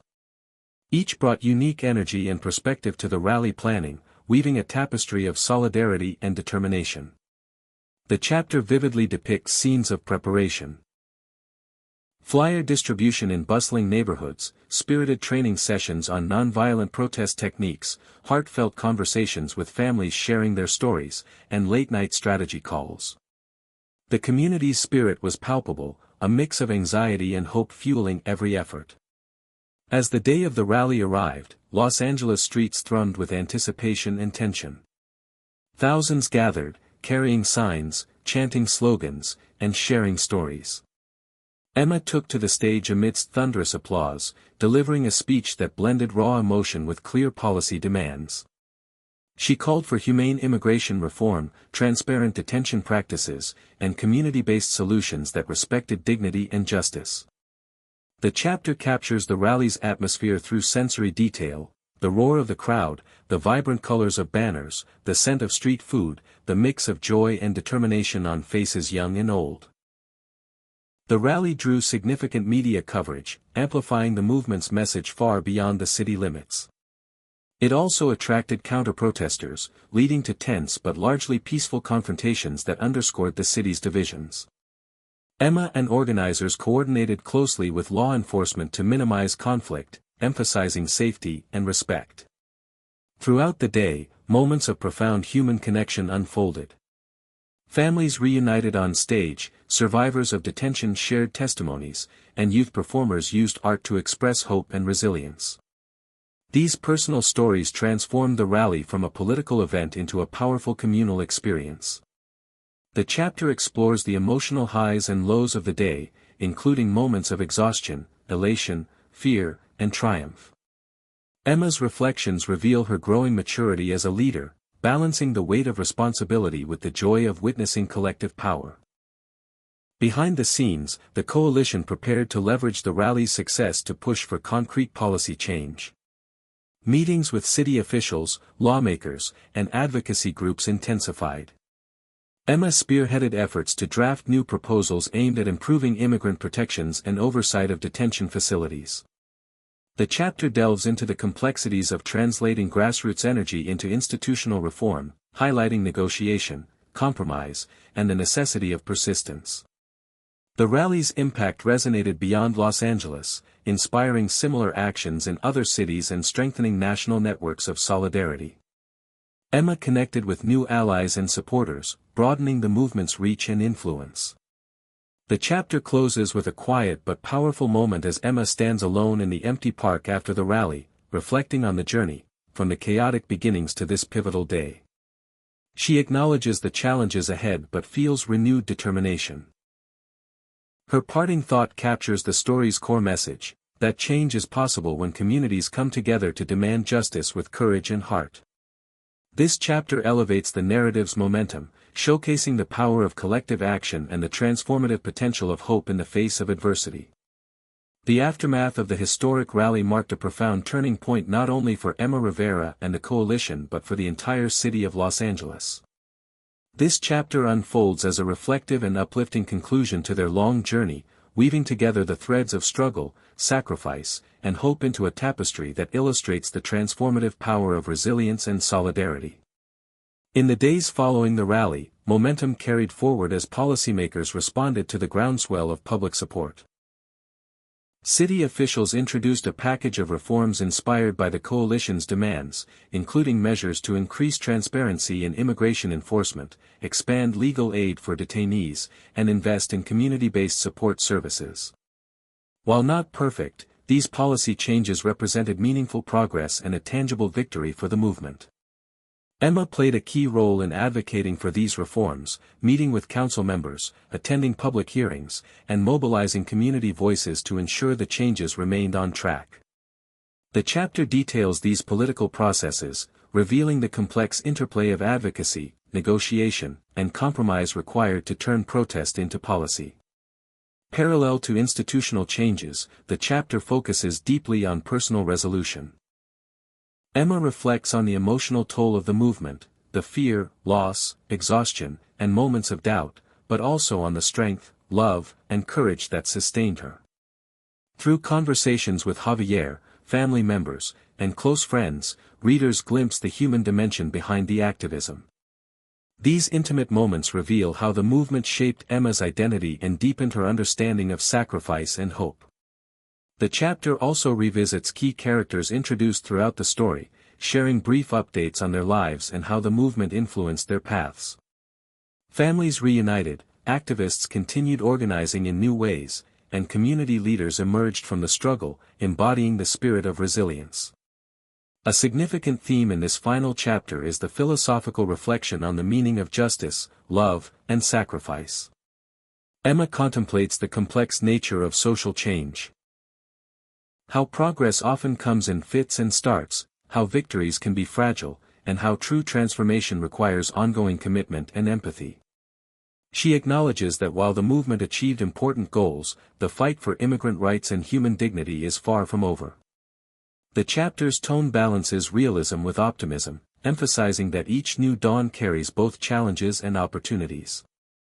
The story closes with a symbolic scene at sunrise over Los Angeles, where Emma stands overlooking the city skyline. As light breaks over the horizon, she feels a profound sense of possibility, a new beginning born from collective struggle and unyielding hope. The final lines echo the opening question posed at the story's start: what if you suddenly lost everything and had no one by your side? Emma's journey shows that even in the darkest moments, love and community can lead the way forward. This conclusion leaves readers with a meaningful life lesson about perseverance, the power of unity, and the enduring quest for justice. The writing style throughout remains emotionally rich, capturing Emma's inner transformation and the movement's evolution with vivid detail and heartfelt insight. The chapter serves as a powerful and inspiring capstone to the story, providing closure while inviting reflection on the ongoing work of building a more just and compassionate world. The months following the policy reforms brought an unusual calm to Emma Rivera's life, at least on the surface. For the first time in what felt like years, she could sleep through the night without checking her phone every hour. No sirens blaring outside her apartment, no late-night calls announcing surprise ICE raids, no emergency meetings at community centers. The tension had thinned, like a wound that had finally begun to scab over. But beneath the calm, something deeper stirred. A question of legacy, and what it meant to move forward when the movement no longer depended on sheer survival. Emma had always imagined that when the fight reached some kind of resolution, she'd feel only peace. But peace came laced with anxiety. Was it truly over? Had they done enough? And if this was what victory looked like, what came next? One morning, she walked the block to her local coffee shop and was stopped 3 times by people who recognized her. An older man from El Salvador clasped her hand and said, "You helped my daughter come home. I can never repay you." A teenage girl in a school uniform whispered shyly, "I want to be like you." And a woman with 3 children in tow offered to pay for her coffee, tears in her eyes. Emma smiled, hugged them, and said thank you, but inside, she wrestled with the knowledge that their gratitude came not just for her work, but for the pain she had witnessed and sometimes carried like it was her own. At the coalition's downtown office, now expanded into a full-fledged nonprofit with staff, grants, and national reach, Emma watched young organizers lead strategy sessions with the same fire she once brought. Their energy reminded her of the early days, before the media, before the heartbreak, when all they had was courage and conviction. Javier had taken on a new role as the director of outreach, building bridges between Los Angeles communities and immigrant hubs across the country. Their relationship had deepened in the quiet aftermath of the chaos, the bond forged in fire now held together by trust, shared vision, and the joy of a future they could actually plan together. One evening, while organizing a digital archive of protest footage and legal documents, Emma came across a grainy video clip, her younger self, megaphone in hand, standing on the steps of City Hall in the early days of the movement. Her voice was loud, her eyes bright, her words sharp, "We are not afraid. We will not stop. Families belong together." She watched it on loop, tears forming as she realized just how far she and they all had come. The chapter also revisits several other familiar faces. Nora, once undocumented and terrified, was now an immigration paralegal studying for law school. Her parents had secured protected status under the new city policy, and she had become a beacon in her community, offering legal clinics at churches and schools. Malik, the young activist who had been arrested during the crackdown, was working on a documentary to tell the story of the movement from the inside out. And Teresa, the once skeptical city council member, had become a key legislative ally, sponsoring bills that aimed to make Los Angeles a true sanctuary city. Not everything was resolved. ICE still operated in other parts of the country. Families were still separated at the border. Hate speech hadn't disappeared, and political tides remained volatile. But what had changed in Los Angeles was the infrastructure of resistance. What started as a desperate protest had become a sustainable force: legal clinics, education campaigns, youth leadership programs, and citywide initiatives rooted in compassion. Emma received an invitation to speak at a national immigration reform summit in Washington, D.C. It felt surreal. A few years ago, she had been chased from a federal building for protesting ICE. Now, lawmakers wanted to hear her ideas. She stood on stage in a sleek blazer, not hiding her activist tattoos, not softening her voice, and talked about building power from the margins. "We didn't win because we had money," she said. "We won because we had each other. Because we didn't give up. And because we listened to the people most affected." Her speech went viral. Young people across the country messaged her, asking how to start movements of their own. Refugees in shelters emailed her team for resources. Organizers in smaller towns began replicating the coalition's model. Emma, once a local firebrand with a bullhorn, had become a national figure, though she still hated that label. Back in Los Angeles, she took time to rest, a new kind of activism she was learning slowly.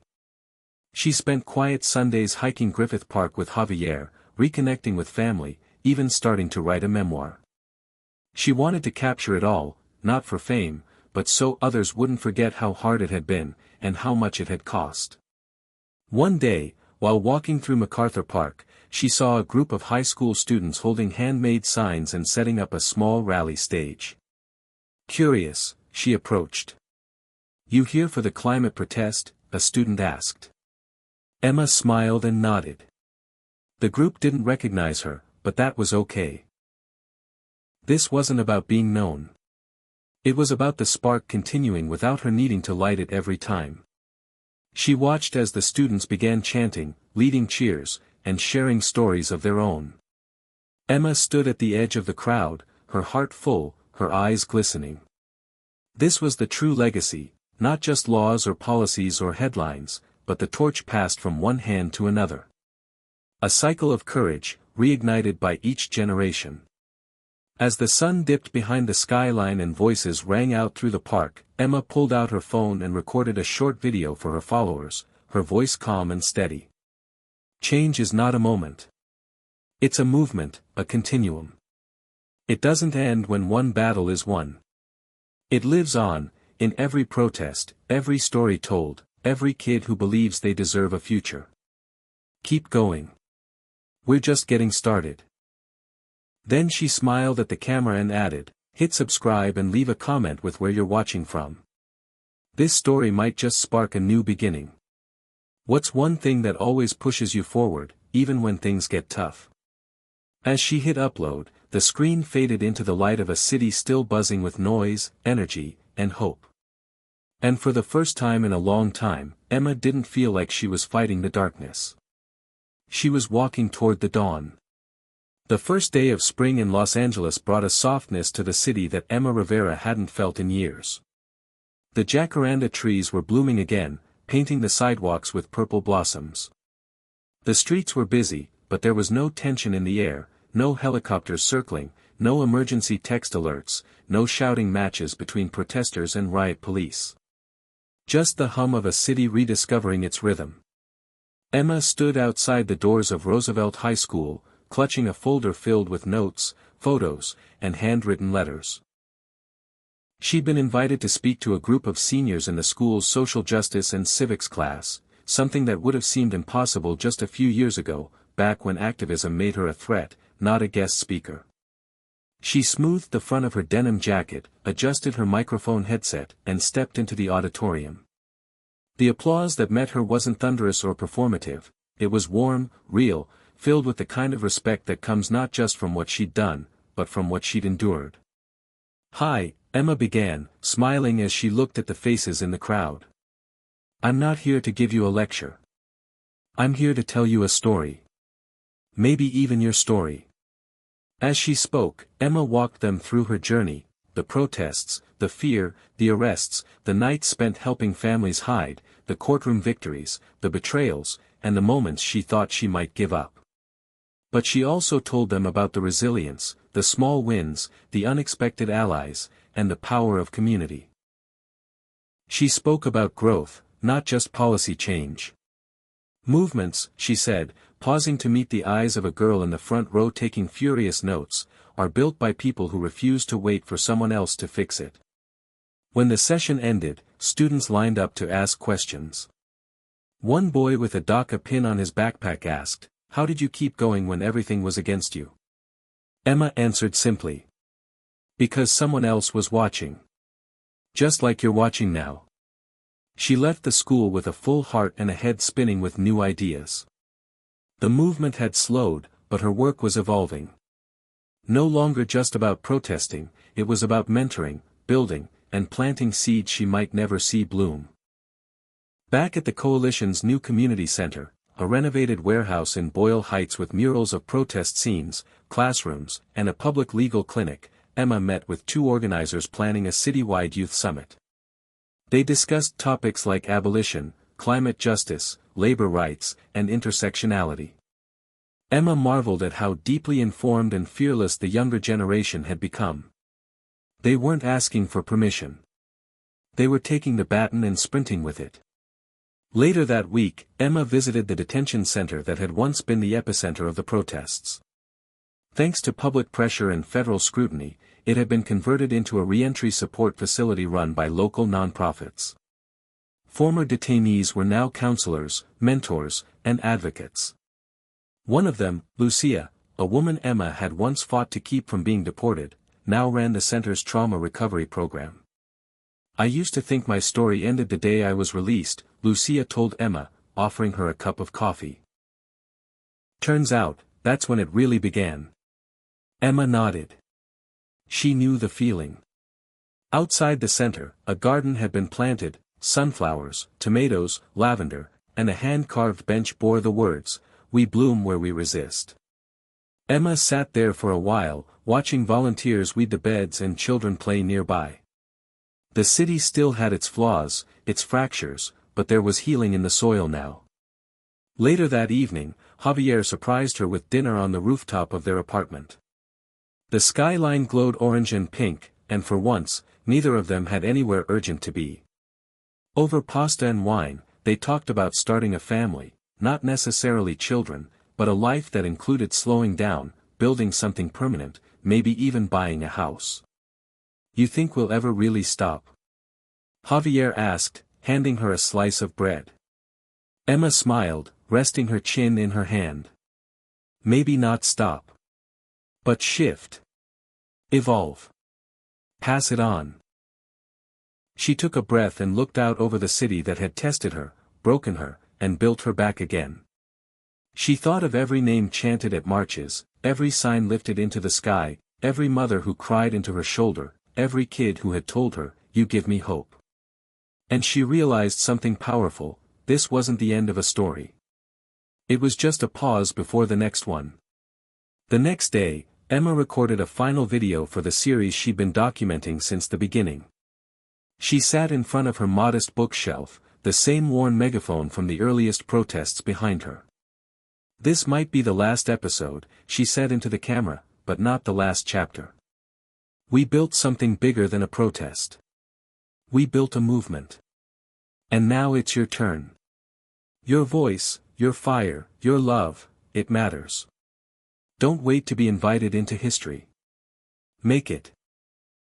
She paused, then added, "Hit subscribe and leave a comment with where you're watching from. This story started on the streets of LA, but it belongs to all of us now. What's your story going to be? As she clicked upload, the screen faded to black, then to a montage of clips, protest signs waving in the air, hugs between freed families, city council chambers packed with immigrant voices, young activists spray painting murals, people marching in wheelchairs, strollers, suits, hoodies. A final quote appeared on the screen in white text. "Life is full of surprises, but love will always lead the way." Emma stood from her chair, stretched, and stepped outside. The city buzzed around her, alive, imperfect, ever-changing. She didn't need to be everywhere anymore. She had become a part of the fabric. And that fabric, woven from resistance, compassion, and sheer stubborn hope, would hold. Because what they started wasn't just about immigration or one protest. It was about fighting for a world where no one had to ask permission to belong. Where borders didn't divide hearts. Where justice wasn't a privilege but a right. And in that truth, she had found her freedom. The border wall between the United States and Mexico stood like a scar across the land, stretching for miles through desert heat, jagged rock, and divided hearts. Emma Rivera had seen it once, years ago, during a tense protest in El Paso, but standing here now, older, wiser, and more determined, was different.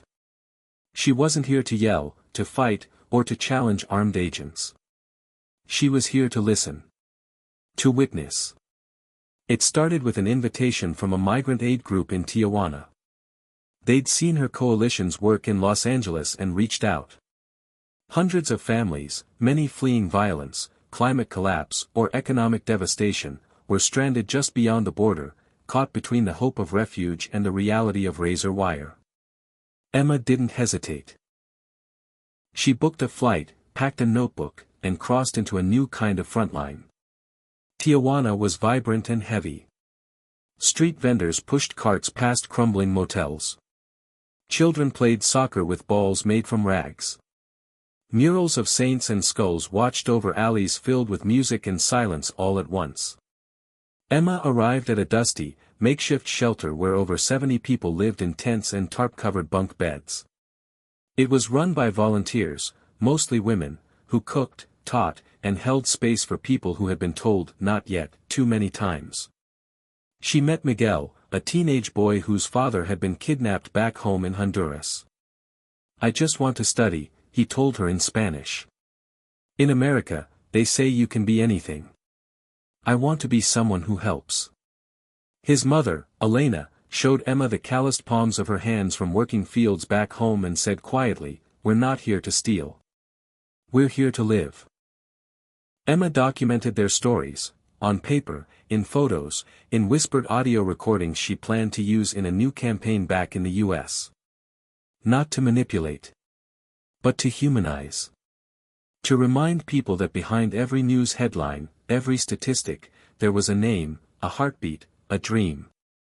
She held workshops with the shelter's residents, teaching them how to film their own messages, write letters to lawmakers, and tell their stories with dignity, not desperation.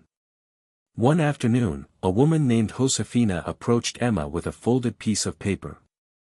Inside was a drawing, stick figures holding hands across the border, with "Hope" written in bold, block letters. "Will they listen?" she asked in halting English. Emma swallowed hard. "They have to." Back in Los Angeles, the coalition's office buzzed with activity again. Emma had returned with a renewed fire. What started in LA couldn't stay in LA, it had to echo outward. Javier, now running a legal outreach program, began coordinating with international aid groups. Malik, whose documentary had won awards on the film festival circuit, started working on a follow-up piece centered on the voices from Tijuana. Nora launched a new scholarship for children of asylum seekers, funded by community donations. Emma worked day and night on a public media campaign, Beyond the Border. The campaign included short films, infographics, testimonials, and a traveling art exhibit made from the drawings and poems of displaced children. They rented gallery space downtown, hosted press tours, and streamed panel discussions with border advocates, trauma counselors, and former detainees. Pushback came quickly. Social media erupted again. Commenters accused them of glorifying illegality, politicians called them dangerous sympathizers, and hate mail began filling their inboxes. But this time, the coalition was ready. They responded not with defense, but with more stories. Truth, they believed, would speak louder than fear. Emma also began visiting schools again, this time, not just in Los Angeles but in border towns and heartland cities. In El Paso, she spoke to a group of students whose families lived on both sides of the border. Some days, one student said, "I don't know if I belong in either place." Emma looked him in the eye and replied, "You belong because you exist. Borders don't define your worth." The movement's reach expanded nationally once again. New chapters of the coalition sprouted in Phoenix, San Diego, even Chicago. The Beyond the Border campaign went viral, shared by celebrities, lawmakers, and everyday Americans looking to make sense of what immigration meant in the 21st century. It wasn't just a political issue anymore. It was a moral one. Meanwhile, real policy shifts began taking root. Pressure mounted in Congress to reform asylum processes, increase border transparency, and invest in root cause solutions rather than militarized enforcement. Cities started declaring themselves compassion zones, pledging resources for displaced families and refusing to cooperate with federal deportation policies. It was far from perfect. But it was movement. It was momentum. Emma was invited to testify before Congress. This time, she didn't hesitate. In a calm, clear voice, she told lawmakers, "We cannot call ourselves a nation of immigrants and then slam the door in the face of those who knock. We can protect our borders and protect our humanity. They are not mutually exclusive." She ended her statement with a line she had once written on a cardboard sign during a lonely protest, "We all belong to someone. Let that be reason enough." Afterward, a Republican staffer approached her quietly in the hallway. "My mother was undocumented," he admitted. "Thank you for reminding me where I come from." Back in Los Angeles, the art exhibit closed its final night with an outdoor screening of Miguel's video message. The teenage boy who once said he wanted to be someone who helps now appeared on screen, his face calm, hopeful. "If I am here, it's because I still believe in you," he said in English. "Please don't stop believing in me." The crowd watched in silence. Then erupted in applause. Emma stood beside the projector, hand over her heart. This was what it was all for. Later that night, walking home with Javier, she looked up at the stars. "It still hurts," she said. "Every story I hear, every border I cross. It doesn't get easier." "No," Javier agreed. "But we're not alone anymore." Emma nodded. The work was endless. But it was no longer lonely. They passed a wall where someone had painted new graffiti in bold, messy letters. "Love has no borders." And in that moment, Emma knew. The movement hadn't just echoed across the country. It had reached the world. There are moments in life when the world feels still, not quiet, not stagnant, but still in that sacred way that comes after a storm, when the air tastes clean, and the ground is damp with the weight of what has passed. Emma Rivera stood at the edge of City Hall Plaza, surrounded by hundreds of people, some of whom had walked alongside her since the very beginning, others who had only recently found the movement but embraced it with just as much fire. The air buzzed not with panic, but with purpose. This wasn't a protest. Not today. It was a celebration. The city of Los Angeles had officially declared June 12 Human Dignity Day, an annual citywide day of education, service, and community reflection on immigration, justice, and equity. Emma had just come off stage after delivering the keynote address. She wasn't shaking with nerves like she once might have. She was centered, her words clear, her message unwavering. The girl who had once been tackled by riot police and held overnight in a cell was now quoted in national newspapers and invited to speak at law schools. As she stepped down from the podium, children swarmed her, some from the shelters she'd visited in Tijuana, others from schools in South Central, others she didn't recognize but who ran up to her like she was a symbol of something bigger. One girl, no older than 9, handed Emma a homemade card that said, "Thank you for making the world safer for people like me." Emma smiled, hugged her gently, and fought back tears. "It's your world too," she whispered. "You deserve to feel safe in it." The plaza pulsed with music and food, poetry and dance, a tapestry of languages and laughter. The mural behind the stage had been painted by local artists and former detainees, a vivid collage of fists raised, families reunited, sunflowers growing through concrete, and the words, "No one is illegal on stolen land." It was bold, unflinching, and stunning. Javier stood beside Emma, his arm draped around her shoulder. They'd survived so many chapters together, some that nearly broke them, some that built them back stronger. Now they were partners not just in activism, but in life.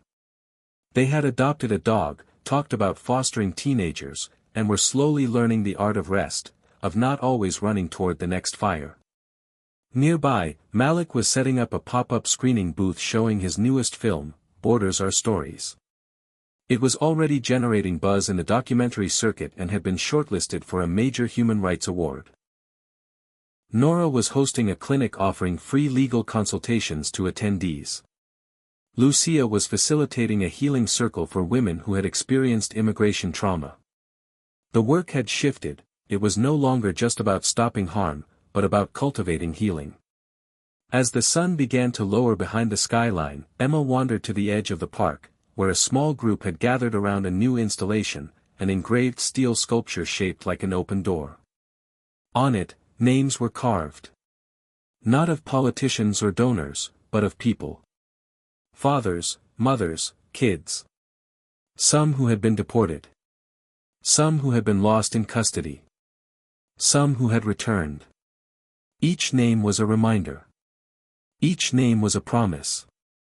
Emma ran her fingers across one name, Valeria Morales, age 6.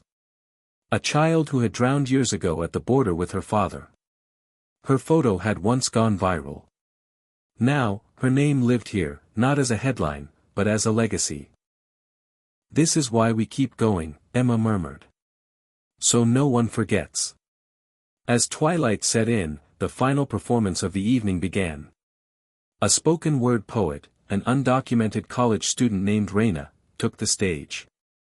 Her voice, soft at first, rose with each verse, shaking the air with power. "They told me my name was too long for their mouths. That my dreams were too big for my paper.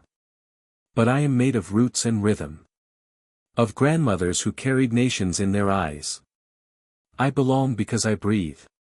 Because I refuse to disappear. And because love, not law, defines my borders." The crowd erupted, not with shouts, but with a deep, echoing cheer that seemed to rise from the bones of the city itself.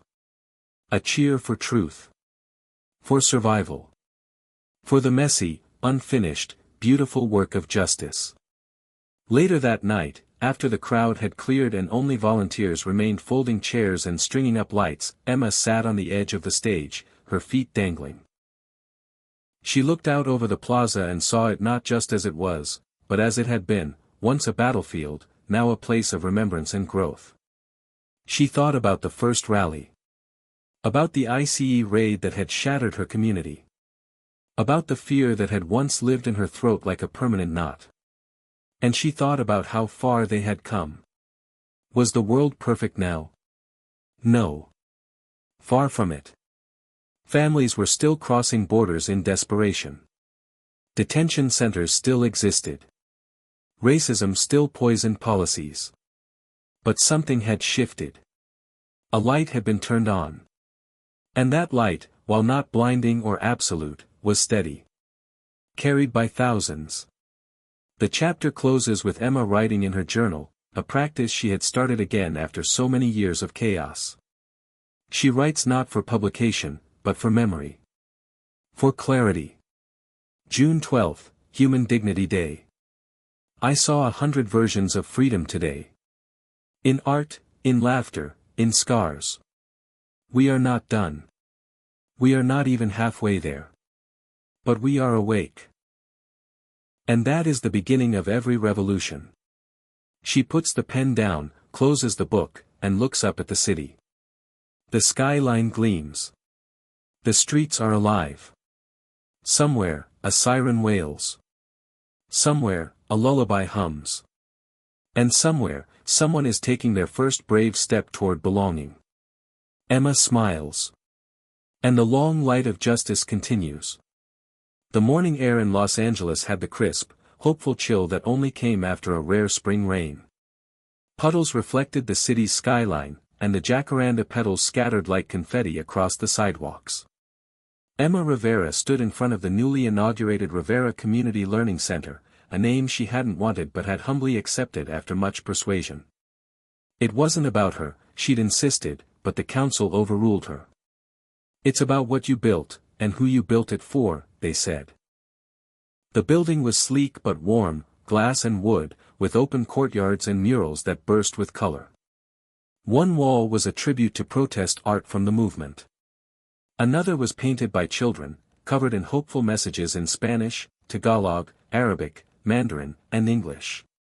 On the top floor, a sunlight-filled atrium hosted youth leadership workshops, immigration legal clinics, art therapy sessions, and organizing boot camps. Emma hadn't planned on founding a school. Not in the traditional sense. But what had begun as a few community workshops had grown rapidly, fueled by demand and urgency.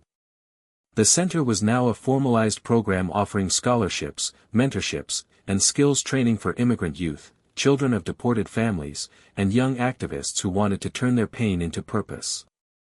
The goal wasn't to teach them how to survive, but how to shape the future. As Emma walked through the main hallway, she passed groups of teenagers laughing, arguing about community budgeting ideas, designing campaign posters, and translating immigration policy briefs into TikTok videos. They reminded her of herself, eager, raw, on fire with ideas and no patience for red tape. She felt a quiet pride she rarely allowed herself to sit in. These were tomorrow's children. And they were already learning how to lead. One student, Marisol, caught up with her near the elevator. "Miss Emma," she said breathlessly, "do you think we could organize a mock city council hearing? I want to show people how much smarter we are than half the folks actually in office." Emma laughed, gently nudging her shoulder. "Let's do it," she said. "But you better be ready to run for something after that." Marisol grinned. "That's the plan."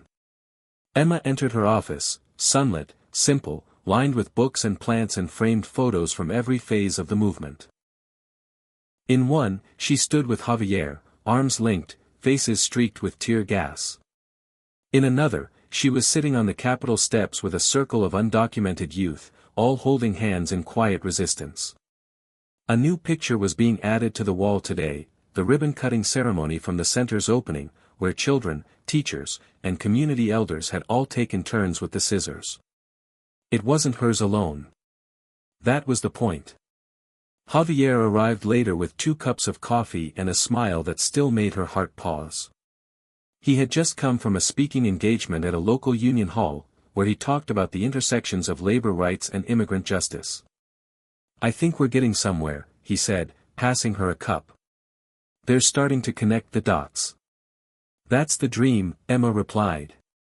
"We don't need single-issue movements. We need people to realize it's all one fight." He sat beside her as she opened a letter from a former detainee who now ran a refugee welcome center in Kansas. The letter ended with, "You didn't just fight for us, you showed us how to fight for others." Emma exhaled, deeply moved. Every time she wondered whether it was enough, every time she feared the next crisis, the next rollback, the next headline, something like this reminded her, it wasn't about winning all the time. It was about not giving up. Later that afternoon, the center hosted a roundtable of educators, activists, and youth.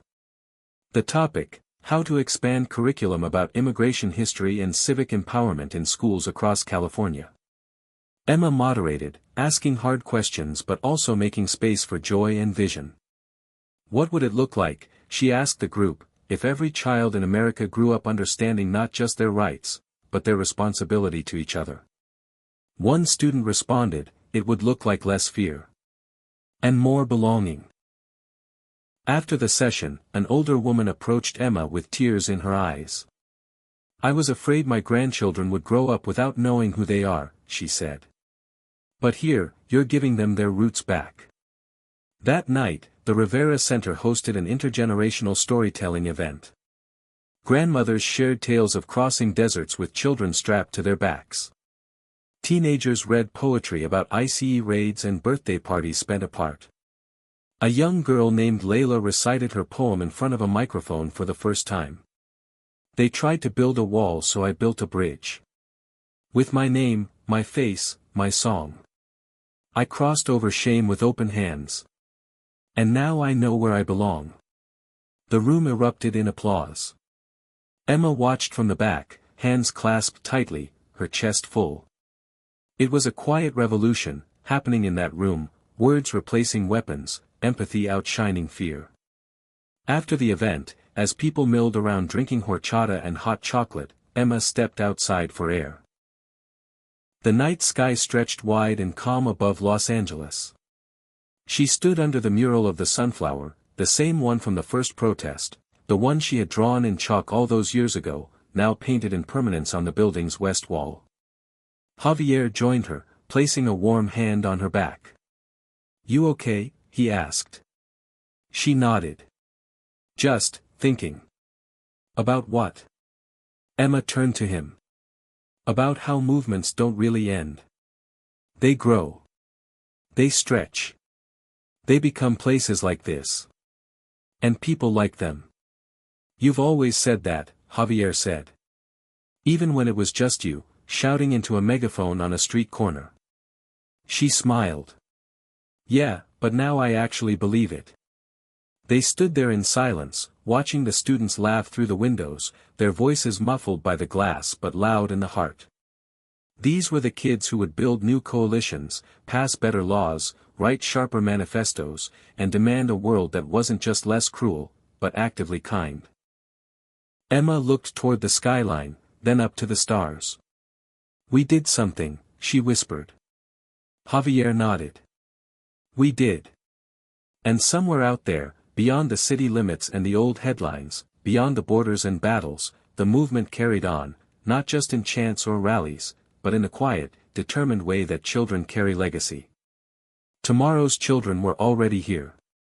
And they were not waiting. Hit subscribe and leave a comment with where you're watching from. This story might just spark a new beginning. What's one thing that always pushes you forward, even when things get tough?